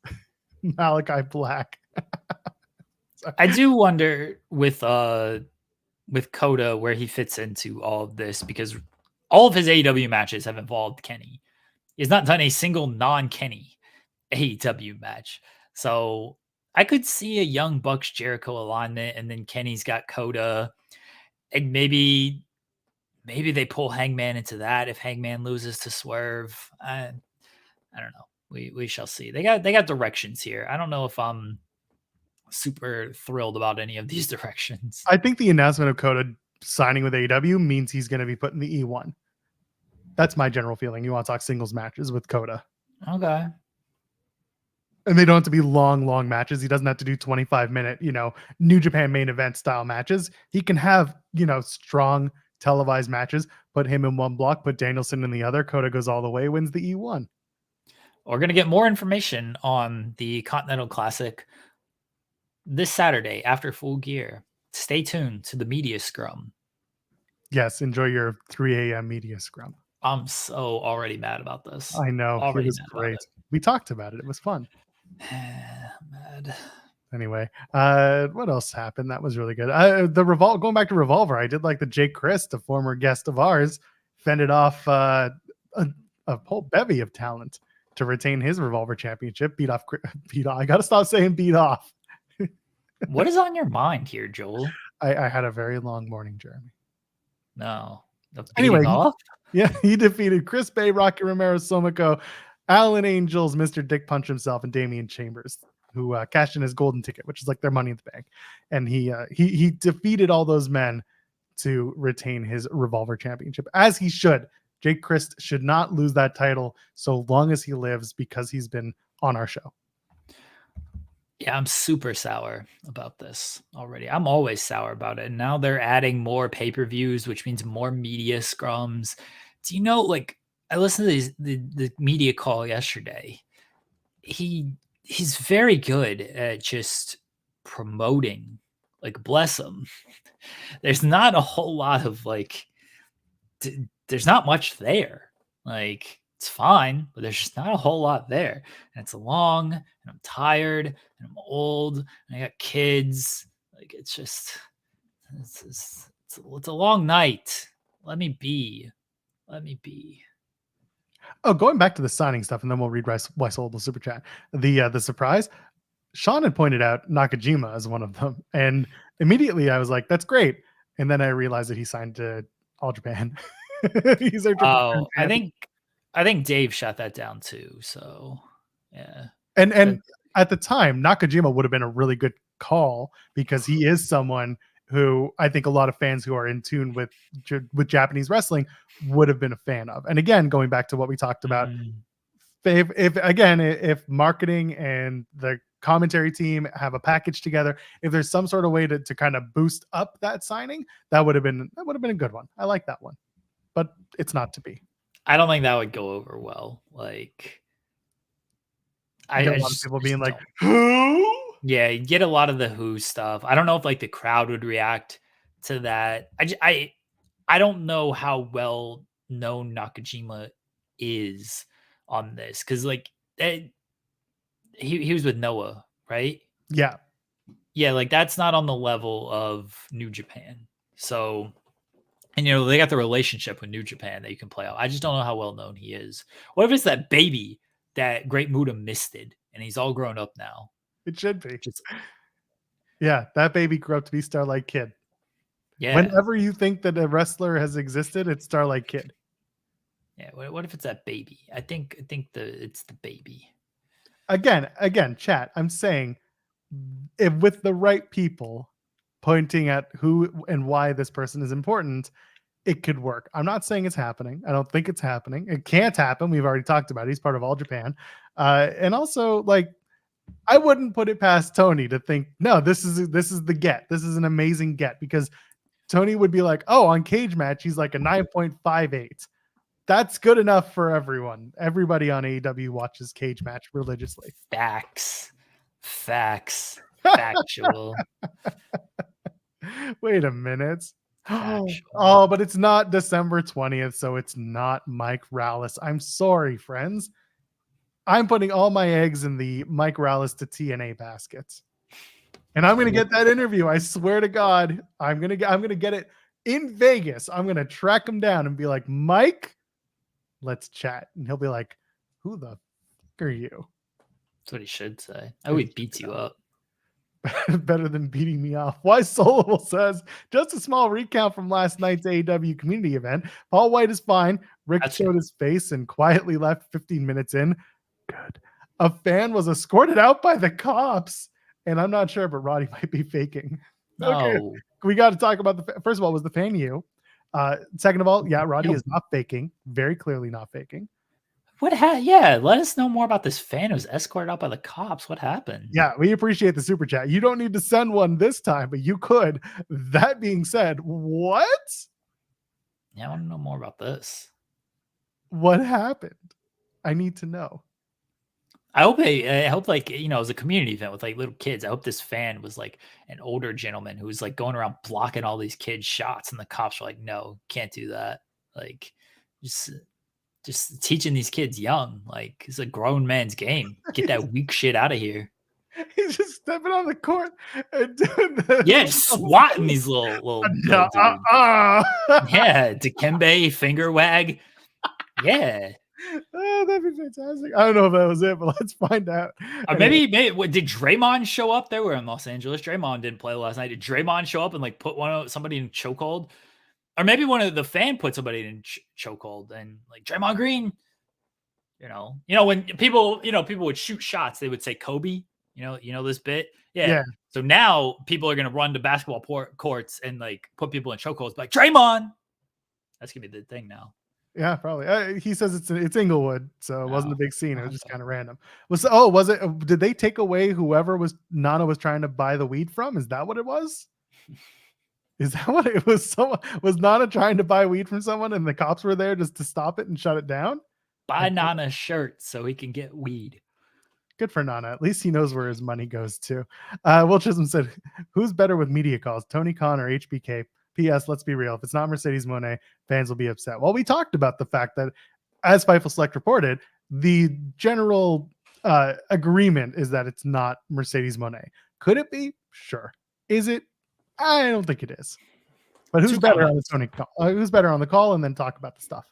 2 comments on this. One, HBK is better because he keeps his answers short, and he's like, 30 minutes, I'm done with this stuff. Like, I'm peacing out after half an hour. I'm good.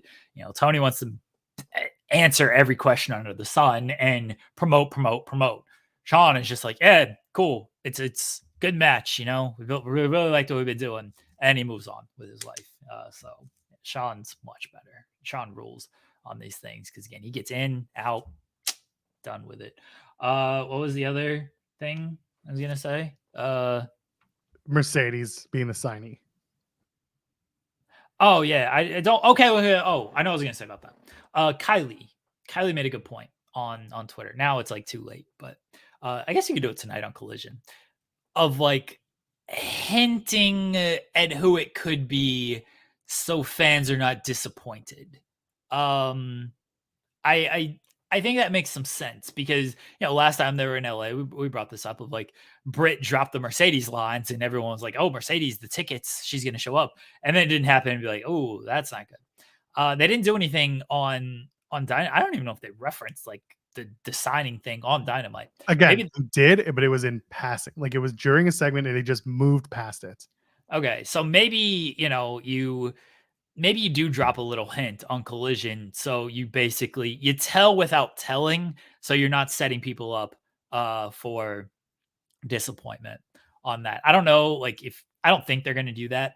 By the way, it would be hilarious. It'd be like, plus tomorrow, like, Excalibur's running down the full gear card and everything tomorrow. All this, and also Tony Khan has promised a big signing. Maybe it'll be a hero to save AEW. Tony Khan has promised a big signing. Maybe more money coming to AEW with this signing. Tony Khan promising a big signing. All the fans will get elevated with this signing for AEW. Like, you do that stuff.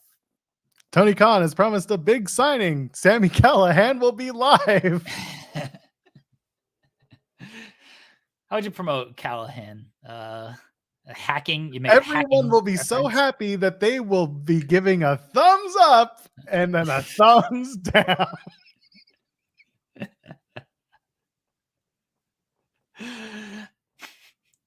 Tony Khan has promised a big signing. Who's the next big signing?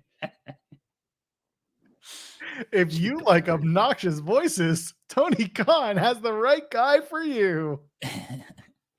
Wow, that's not nice to say about Sami Callihan. Again, Sammy's performative voice is what bugs me. His normal voice, perfectly fine. It's like Gilbert Gottfried. Gilbert Gottfried has like a normal voice, but like his performative voice just grates some people. I get it. Tony Khan has a big signing. All the fans are going to get rowdy when we announce this signing. Wait a minute. Both of them still work for the company, for WWE. Who? What? Wait, who are you thinking it was? Rowdy Ronda Rousey? Oh, yeah. Sorry. Who are you thinking? You said get rowdy, so I thought Kate Quick. Oh, okay. Getting rowdy. I said moves the thing. Kate Quick going moves the thing. That was also the thing, obviously Road Dogg, but Road Dogg works WWE too. Yeah, I mean, get rowdy. It's like he's not still injured. He's healed. Dude, if it's Batista, I don't think it's Batista, by the way. If it's Batista, though, we're doing a live stream right after the show. I don't care if it's up against the AEW post show. I don't care if it's up against the media call. If it's Batista, we will do a live stream. I would love that. AEW has a big signing, and he walks for miles inside a pit of danger. You might say he walked his way to the Kia Forum, the fabulous Kia Forum. That would be Los Angeles. That would be RVD if he walked. That's true. Walked. Oh man. The Batista taunt. Yeah. Oh, Mandy Rose. That's a name we haven't seen thrown out there. Okay. Probably for good reason, to be quite honest with you. She said it herself. She's like, no, I'm not interested.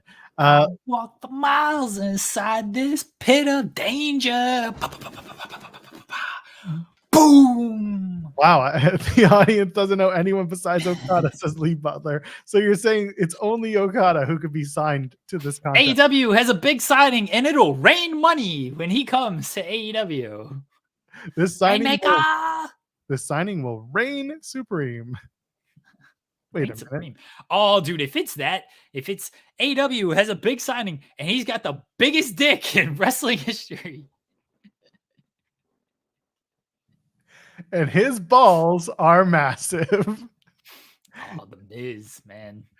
Oh, God. I didn't mention this on Wednesday, but the Miz coming out, babyface Miz coming out and still doing his like typical entrance routine. I don't know if you've ever seen this before, but when he does it, he does like a cradling of his massive balls with like a few steps in his entrance. I don't think doing that is going to get you over as a babyface Miz, but he does this big like, oh, so they just grab, look at my giant testicles, and then he walks down to the ring. I don't think Miz can keep doing that if his balls are all massive and he's a babyface. They do that. It's Major League where they do the massive balls thing. Go like that. Juggle balls. You gotta stop doing that. Although now apparently suggestive dancing is okay for ad monetization. I've been twerking on these shows long before we got paid for it. I want my reparations on this. You want back pay, literally back pay. Here we go.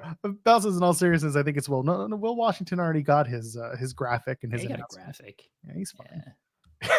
The classic Sam Castle. Yeah, that's not Castle. It's Sam Cassell. So I'm reading off. I make bucks in Milwaukee because like Sam, I Cassell. Jadakiss. Aha! Anyway, yeah. So that's kind of where we're at with the signees. What else from Dynamite really stood out? I mean, the Hangman promo, of course, was big. The go home with MJF. So they brought him out at the end of the show after the Sega thing.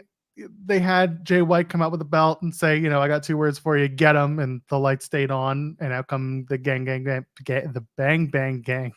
Sorry. And they beat him up. They beat up MJF. They do the visual pinfall 1, 2, 3 again, even though, you know, Max has been pinned by Jay White. And Jay White celebrates with the title to go off the air. Pretty certain that Jay White's not going to win this title now, or how are you feeling about this? Yeah, that was kind of flat, honestly. Like, it was just a little flat. Yeah, he did the visual pin. Like, you literally beat him in a match. Like, we saw it. We know you could beat him. I didn't need the visual pin. The crowd didn't seem very into it. I mean, maybe, I don't know, maybe my speakers are broken. Didn't sound like the crowd was super into it or anything. They laid him out, and that was that. Like, Samoa Joe was kind of watching on. I guess Joe's going to be the partner for the ROH match against the Guns. We'll see.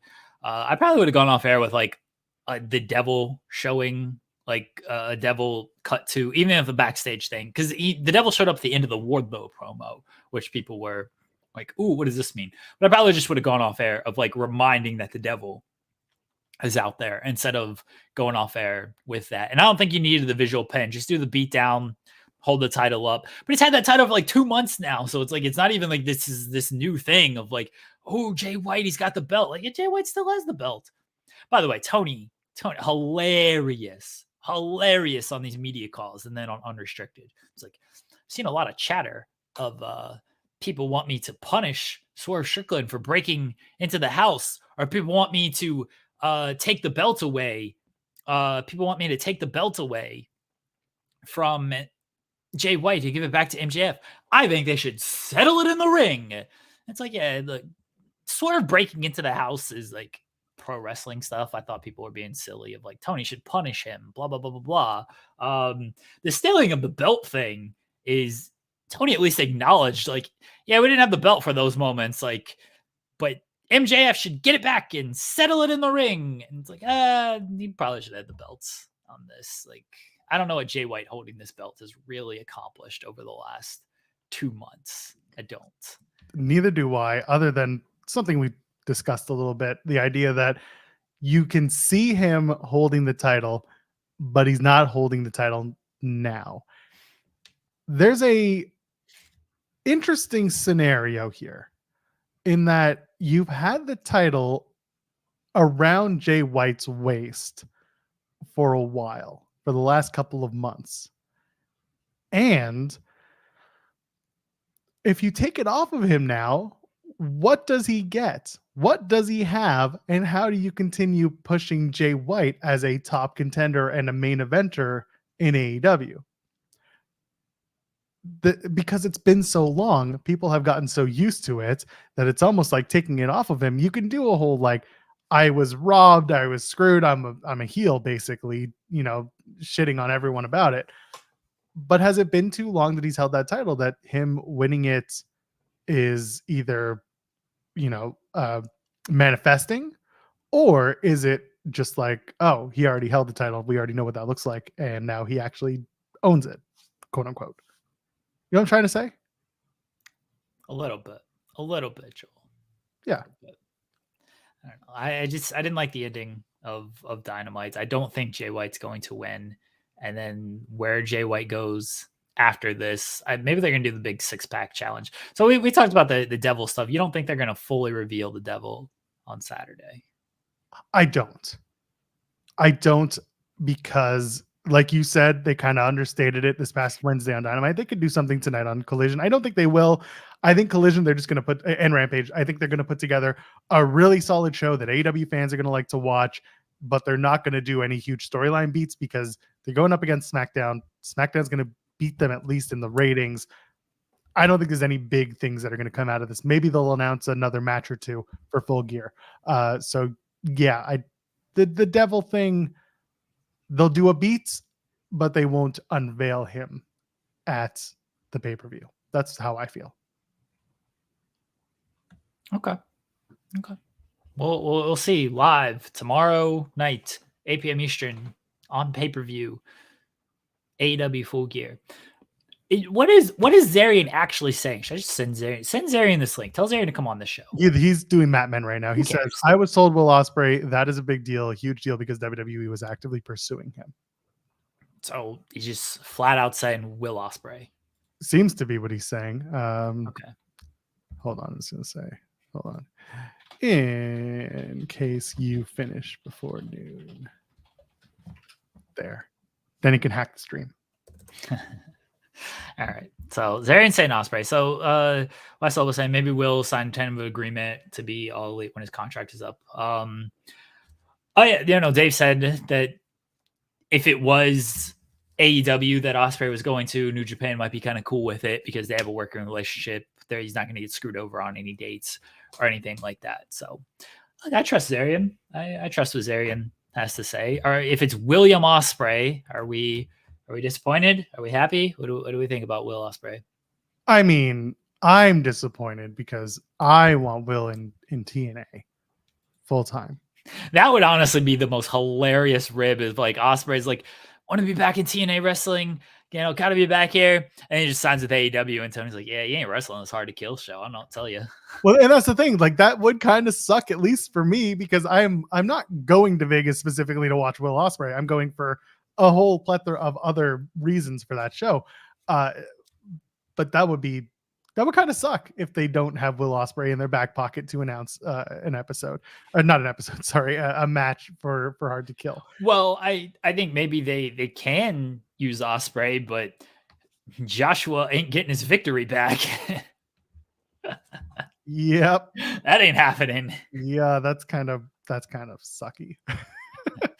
They'll announce Ospreay and they'll make sure he faces somebody else he can just beat because and I don't think they want Josh taking another loss on that one. He ain't getting challenged for the title or anything, but just Ospreay. Here's who can Will beat in Impact. That's a good match. Saban's a champion, so can't do that. Jonathan Gresham. Well, that'd be fun. I want to see that match. Like that is something I would like to see, but yeah, Gresham would be an easy victory for Ospreay in terms of like making the decision. I'm not saying the match would be like 1-2 when we're done. Yeah, that'd be fun. I like Ospreay and Gresham. If Ospreay can work Impact, if he does sign with AEW, yeah. If it's Ospreay, I think we know what our all-in main event is. I think we know who's headlining that thing. It's going to be Ospreay and Danielson for the AEW World Championship. That means Danielson's the champ going into it. Yeah, you think so? Yeah, you give Ospreay the big victory of like it gets the win. That's the first time he wins the title there. I think Danielson's the champ going in. Would you do heel Danielson? Hell yeah, I'd do heel Danielson. Danielson's already a heel. He came out of the heel tunnel until they took the tunnels away. That's right, he did. But I mean, reinforce the heel Danielson. Yeah, I think I would do that too. Danielson wins the C2, beats MJF, and holds the title all the way to All In. Just has cool matches because it's Bryan Danielson, and he holds the title all the way to All In. Puts Ospreay over, and that's the end of his run, really, because the deal's up at September. So that would be it.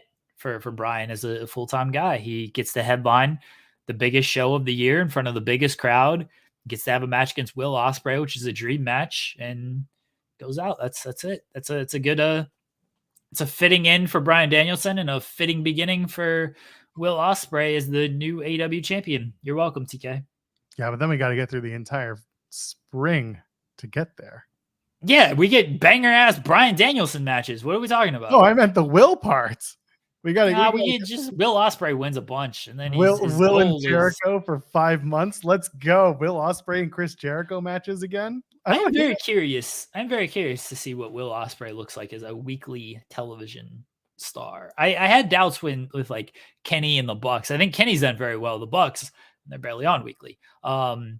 Kenny's done well as a weekly guy, but I'm curious to see what Will looks like. I think he'll be okay. He's been improved as a promo. People love the bruv.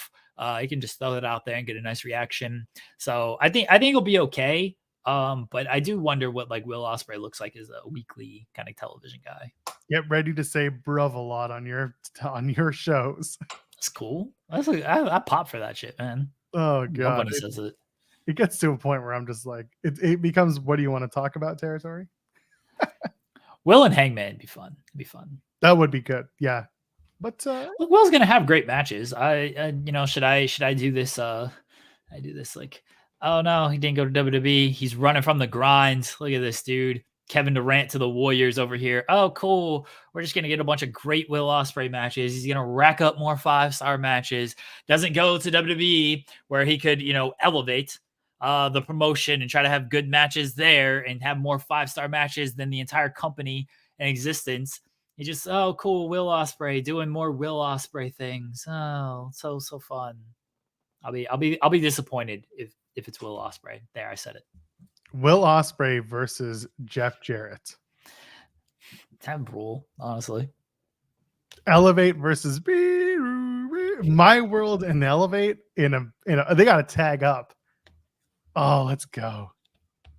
If we hear Elevate every week, I'm happy with that. Honestly, that's on bangs. That's a good song. Yeah, just don't bang to that song. It's too fast. Well, get on, good level there, Joel. I think you just outed how you fuck. First of all, how dare you? Second of all, I'm not continuing this conversation. Will Ospreay running from the grind. I'm saying it right now. That's right. Will Ospreay versus the rated R superstar Adam Copeland. Promo off every single week. Oh God. Let's do that. You got to do a Jericho feud. You got to do a Copeland feud. We did the Jericho feud, but like we got to really expand on it. You gotta bring on everyone. You gotta do a Jake Hager feud. So Tony's gonna be like, here's your challenge.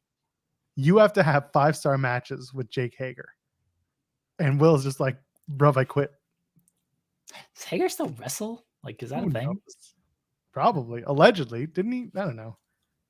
I actually think like Ospreay can have a good match against anybody. So Ospreay and Copeland, Jeff Feather was saying Ospreay and Copeland would rule unironically. It'd be a good match. Ospreay can have a good match against anybody. I'm not like super down on Adam Copeland as a worker or anything. Just I don't find him all that interesting.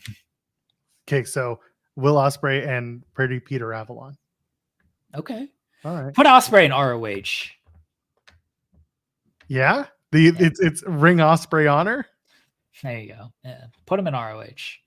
He's got to learn how to work first, kid. That's right. Have him start fresh. Yeah. That's right. Gotta learn the cameras. Yeah. Build yourself up. Go in ROH. Will Ospreay versus Parker Boudreaux. Ospreay and Kingston would be fantastic. That promo Eddie cut last night after ROH finally got itself uploaded was fantastic. Whose internet was that did that? I like how they got like a week to get this show in, and like they know when it's supposed to go up and stuff, and for some reason scrambling at like 6:59. They're like, fuck, we forgot to upload the video. We forgot to put ROH up this week. Shit. They were at the AEW community event, and someone just like, oh shit, oh fuck, oh shit, oh fuck.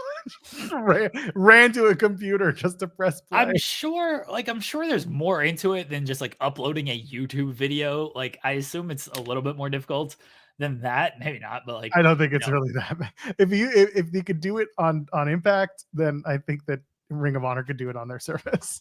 It would legitimately just be like if we, when we did Newsworthy and it went up every Saturday at like 10 o'clock. If all of a sudden at like 9:59, we recorded that show Friday morning. All of a sudden at 9:59, Joel, you're just like, oh no, forgot to upload Newsworthy this week. It's like, I just do it right afterward, like you've done before. Yeah, they forgot to. Maybe that's what happened. They forgot to fall back. Maybe that was like 2 weeks ago. But. Yeah, I was gonna say someone didn't turn off their computer until recently, and the effect only took place when they rebooted, and then they realized that they screwed up. Yeah. What else from Full Gear? We have a great lineup at Full Gear. Yeah, we do. I don't know. Why do you hate this pay-per-view, Joel? It's not that I hate it. It's Sounds like you're a hater. No, stop it. I'm actually looking Yeah. forward to the show. Sounds like you're hating. Something that you and I talked about was the idea that this is a this is a show that has no normal matches other than the 6-man with Adam Copeland. I mean, that's not really normal. That's got Adam Copeland in it. It's got a dinosaur in it, Joel. That ain't normal. A literal dinosaur. That's right. Who's going to be the partner for MJF? Are we still trying to figure that out? Is it Mimosa Joe? I think it's Joe. He just shows up and just helps him win, and is like, "You owe me now, dude," and that's it. Do you think Joe shows up at the top of the match, or does he come out in the middle to get the hot tag? I think he shows up at the top. Like MJF comes out and they're ready to start the match, and then Joe's music hits and he comes out. For those who are calling me out on the matches thing, every match is a title match or a stipulation match, except for the 6-man tag that we just mentioned, the Copeland match. Yeah, that's what Joel meant by normal. Yes. Yeah, it's got a stip or a title. Cassidy and Moxley. I'm looking forward to that. That's a match that we've been waiting to see. And Orange Cassidy he's got a chip on his shoulder this time. Things are a little bit different for him. And Moxley is Moxley. The match, the tag match from Dynamite, told some pretty good stories. Hook ate another L, which I didn't hate. He did it by looking good in defeat. So yeah, what do you think? Moxley and Orange Cassidy one more time. I kind of think Orange Cassidy wins. I know like most people are leaning towards Moxley of like, all right, let's just basically go back to where they were at All Out with Moxley winning and then move forward. It kind of feels like Orange Cassidy wins this one and like does get that win back. And maybe they run it back. Maybe they run it back at the next pay-per-view and do the rubber match between it. But I kind of think Orange Cassidy wins this one. Yeah, I could see that. And I wouldn't hate it either. I would like to see an Orange Cassidy that continues to build on whatever this character is that he's doing. He's a little bit more of a jerk these days. So it'd be nice to see it. Hangman is where we talked about. What else on this? Tony Storm and Shida. I'm not super duper happy that Shida's kind of taken a backseat to being the champion in her own world title match. So it's all about Tony Storm. Does Tony Storm lose and go deeper into madness, or does she win and we start the whole All About Eve storyline continuing on with Mariah May? I think she wins, and I hope they got a plan for Shida to just not. They can't put her on dark to win a bunch of matches anymore. So I just hope they got a plan for Shida after this. In case of emergency, break Shida glass. Get it? It's a Shida glass. It's real glass, by the way. Oh, okay. Yes. I got it, by the way. Yeah. And then, of course, the TBS championship. I think this is Julia Hart's to win. I think because she didn't win it the last time, people were very excited for her. She's shown a lot of growth. We talked about this on Wednesday. Statlander is good. I think Sky Blue does factor into the finish somehow, hopefully not wearing the Scooby-Doo gear. And then we get new champion. Talked to me so much when she was wearing the Scooby-Doo gear on Wednesday, because I know you were like seething at home watching. Just absolutely losing it. Yeah, just like, why the fuck is she wearing that gear? So mad that she wears the Scooby-Doo gear. Why are you a hater, Joel? It's just so easy. It's so much easier to be a hater. It is. I mean, factual, but that doesn't mean you should do it. Anyway, I agree with Dave in the chat saying Tony's better without the title. I agree with that. I like. Yeah, she doesn't need it. She doesn't need it, but like she's gonna win it. I actually don't know. It's a toss up. I'm leaning towards her winning though. What if the story is actually that she is going to get what's the word? Not coach, but basically direct Mariah May into winning the title herself. And then Tony can take it off of Mariah. What if we're really just flipping this on its head? So Tony doesn't win at Full Gear. Instead, Shida retains. Mariah May and Tony Storm do their whole thing. And then she coaches Mariah to become a great wrestler, but not too great because Mariah wins the title. And then Tony just takes it right off of her. Okay. I see what you're going for with that. I don't think that's the play, but I see where you're going with that. I don't think it is either, but if that is what if we're going to change it up a little bit from what everyone's talking about All About Eve and, single white female and all that stuff, you could change it a little bit. Maybe make it a little different. I wouldn't hate that. All right. I see what you're going for with it. I think that I think Tony's winning though. I think Tony's winning. What do you think? New tag champs? We got a whole whack of people to choose from. Kings of the Black Throne, FTR, La Facción Ingobernables, and of course, champions Ricky Starks, Big Bill. I wouldn't hate seeing Kings of the Black Throne take this titles. I think Rush should shoot on everybody and win the match for himself. Let's see what happens tonight on. Let's see what happens tonight on Collision when he faces Dax Hardwood. Yeah. I think House of Black wins. I think it's going to be a House of Black, Julia Hart kind of night. That's where I'm going. Yeah, I would like to see that. Although, does that mean that they're going to start working Wednesdays too, brother? Nah, Ricky and Bill weren't working Wednesdays. Like I did almost say that too. Yeah, it's not like that. So hold on. Did the trios titles become Wednesday thing, and then the tag titles become a Saturday thing? Who are the? Oh, I was like, who are the tag team champions? I mean, it's kind of been that way. The tag team.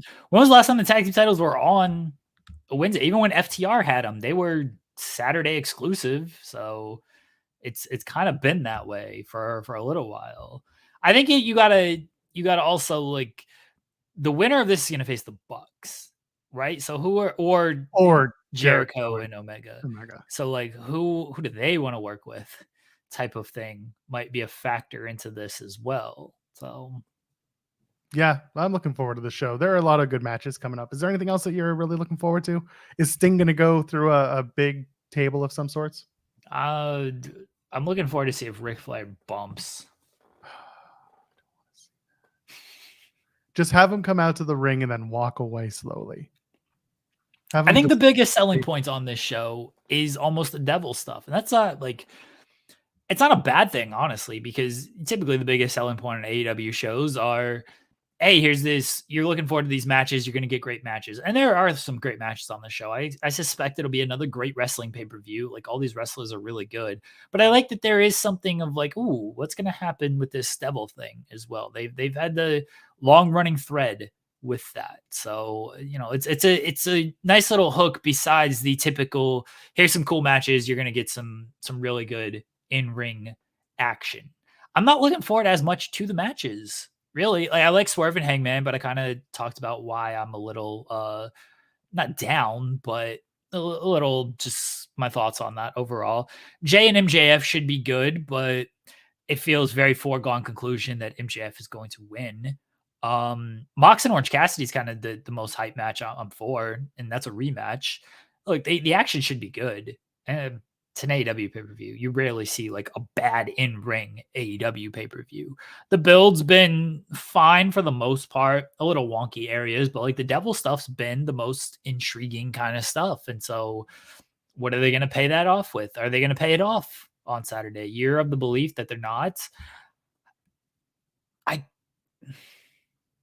I'm kind of coming around that they're not. I really am. But I also think maybe they need to.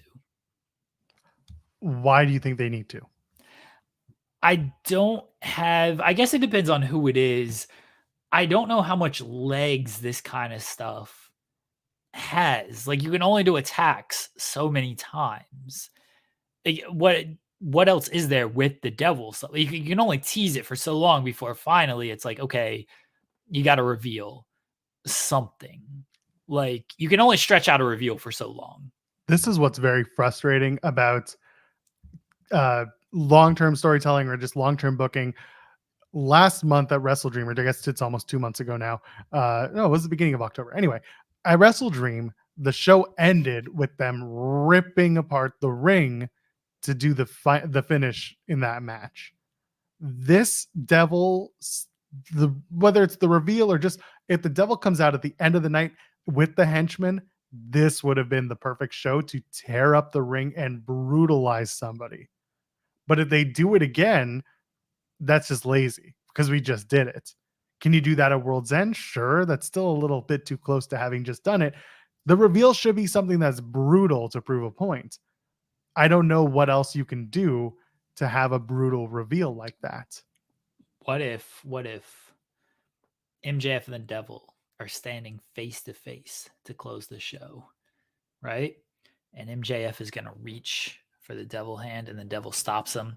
And then the devil rips off MJF's face. Oh, the old face off. Yeah. Yeah, I'm a fan of that. Yeah. What So if MJF gets his face ripped off live on pay-per-view.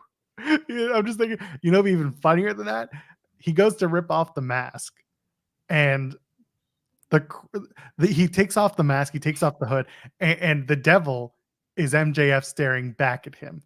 But because it's in the ring, the crowd has no idea because it's just some dude wearing a green like mask or a green head cover because they have to superimpose the face using AI technology. So the crowd's just like, huh? But meanwhile, the rest of the people at home are like losing their shit, like, oh, it's MJF. How is this possible? And that's how we go off the air. What if he rips the devil mask off and it's Lance Von Erich? We're not in the right territory for that. Sure we are. They got to be in Why aren't Texas. They're spending most of December in Texas. That's when you can do it. Lance Von Erich's the devil. Everybody. Can't confirm. It's Doja Cat. Man, if they got Doja Cat, it'd be sweet, honestly. Anyway, we'll see. Full Gear is going to be a good show. Collision It's tonight. gonna be long. gonna be Oh, I'll be in bed in time. these at media least- calls. At least, No. Jeremy, at least it's a Saturday. Yeah, look, I'm very thankful that it is a Saturday and it's not a Sunday, and then I got to get up and do this show the next morning. Not that I mind doing this show, but like it makes for very long. At least I can sleep in on Sunday. The wife is very gracious of like, you better sleep or I'm gonna beat you up. So Yeah, good. Get some rest on that Sunday. Over on the SmackDown side of things, LA Knight takes on the Jimmy Uso, and then Solo Sikoa's back. So it's going to be a bloodline heavy show without Roman Reigns. I don't even know what else they're going to do tonight. It's very rare that they haven't announced a little bit more before the afternoon, but here we are. And then Collision has a full card announced. Rampage has a full card announced. Renee's sitting down with everyone, with Jay White and with MJF, and then everything else is on the internet.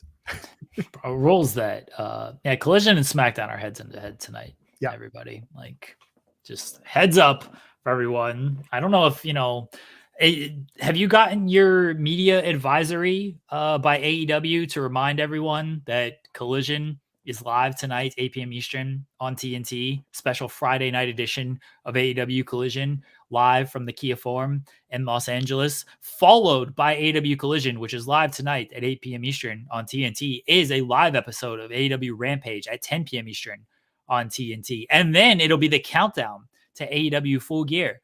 We have a special 3.5-hour block of AEW programming tonight, beginning at 8 p.m. Eastern, live on TNT. Have you gotten your media advisory to tweet that out, Joel? No, I usually wait for John Alba to do that. Okay, I'm just so everyone knows, our coordinated media tweets here. You will be seeing that. Can you just remind me when we go off the air to tell you a really funny story about media tweets when we're done? Sure. Yeah.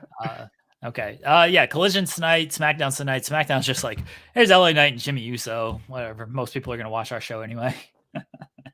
Rules. It's fine. They'll do some good stuff, and then they'll talk about the backlash going to France, as reported by Fightful Select. Ho ho ho. So I don't know if they're going to talk about that at all. They'll gloss through it. They'll be like, as announced earlier this week, we're coming to France. They'll do a thing, but looking forward to that. That's good. Listen, Nick Khan's getting his PLE site fee money, so I'm sure he's excited for that. 3 PLEs already announced internationally for 2024. That's pretty cool. But yeah, looking forward to Full Gear. Looking forward to talking about all the stuff on Monday when we're back in the weeds. We might not even have a guest at that point because we can go 3 hours just talking about everything we're about to watch for the next 48 hours. Jeremy, plug it and let's go home. What are we plugging? I don't know. The site, the things we do. Rob and Maggie are live at 3 o'clock. Yeah, coexisting 3 p.m. Eastern with Rob and Maggie. Everyone go check that out. Check out all the other stuff on Fightful Overbooked. I don't know, go to Fightful.com. I've decided I am doing the interview at 1 o'clock, so I should probably prepare a little bit for that. Big time WWE superstar. Big time. One of the world's best WWE superstars. Wow. You're definitely, I'm not going to say anything because I had the perfect one, but I would give it away. Instead, go enjoy the big time. I am at Joel Pearl. It's not Becky Lynch. I will say that. It's not Becky Lynch. I wanted to get people thinking. No, I don't want to disappoint anybody by thinking that it's Becky Lynch. She has wrestled Becky Lynch. I give a little bit. She has wrestled Becky Lynch this year. There you Wow, go. Trish Stratus. That's a big get for Ooh. you. Leave a thumbs up on the I video. would die. Oh my god, like teenage me would just be like, Trish, I love you so much. Apparently, I met Trish in 2007, and I never knew. Like, I saw an old photo from like a college roommate that we're not friends anymore. I just saw an old photo. I was like, I was at that signing. Anyway, I like Van Vliet. Van Vliet interviewed her, and like like you were like a lot of people's crush, and she's like, like respect for her. It's just saying that. I think everyone. It's good stuff. Trish was on a different level. Yeah, she was. Yeah. She brought a lot of people to a lot of things. Full Gear is on Saturday nights. Go enjoy it. I am at Joel Pearl, JOELPEARL. On your way out, leave a thumbs up and, of course, subscribe to us here at Fightful Overbooked. That's all I got. Ladies, gentlemen, friends beyond the binary, enjoy your weekend. Enjoy your wrestling. We'll see you on Monday live bright and early at 10 a.m. Eastern.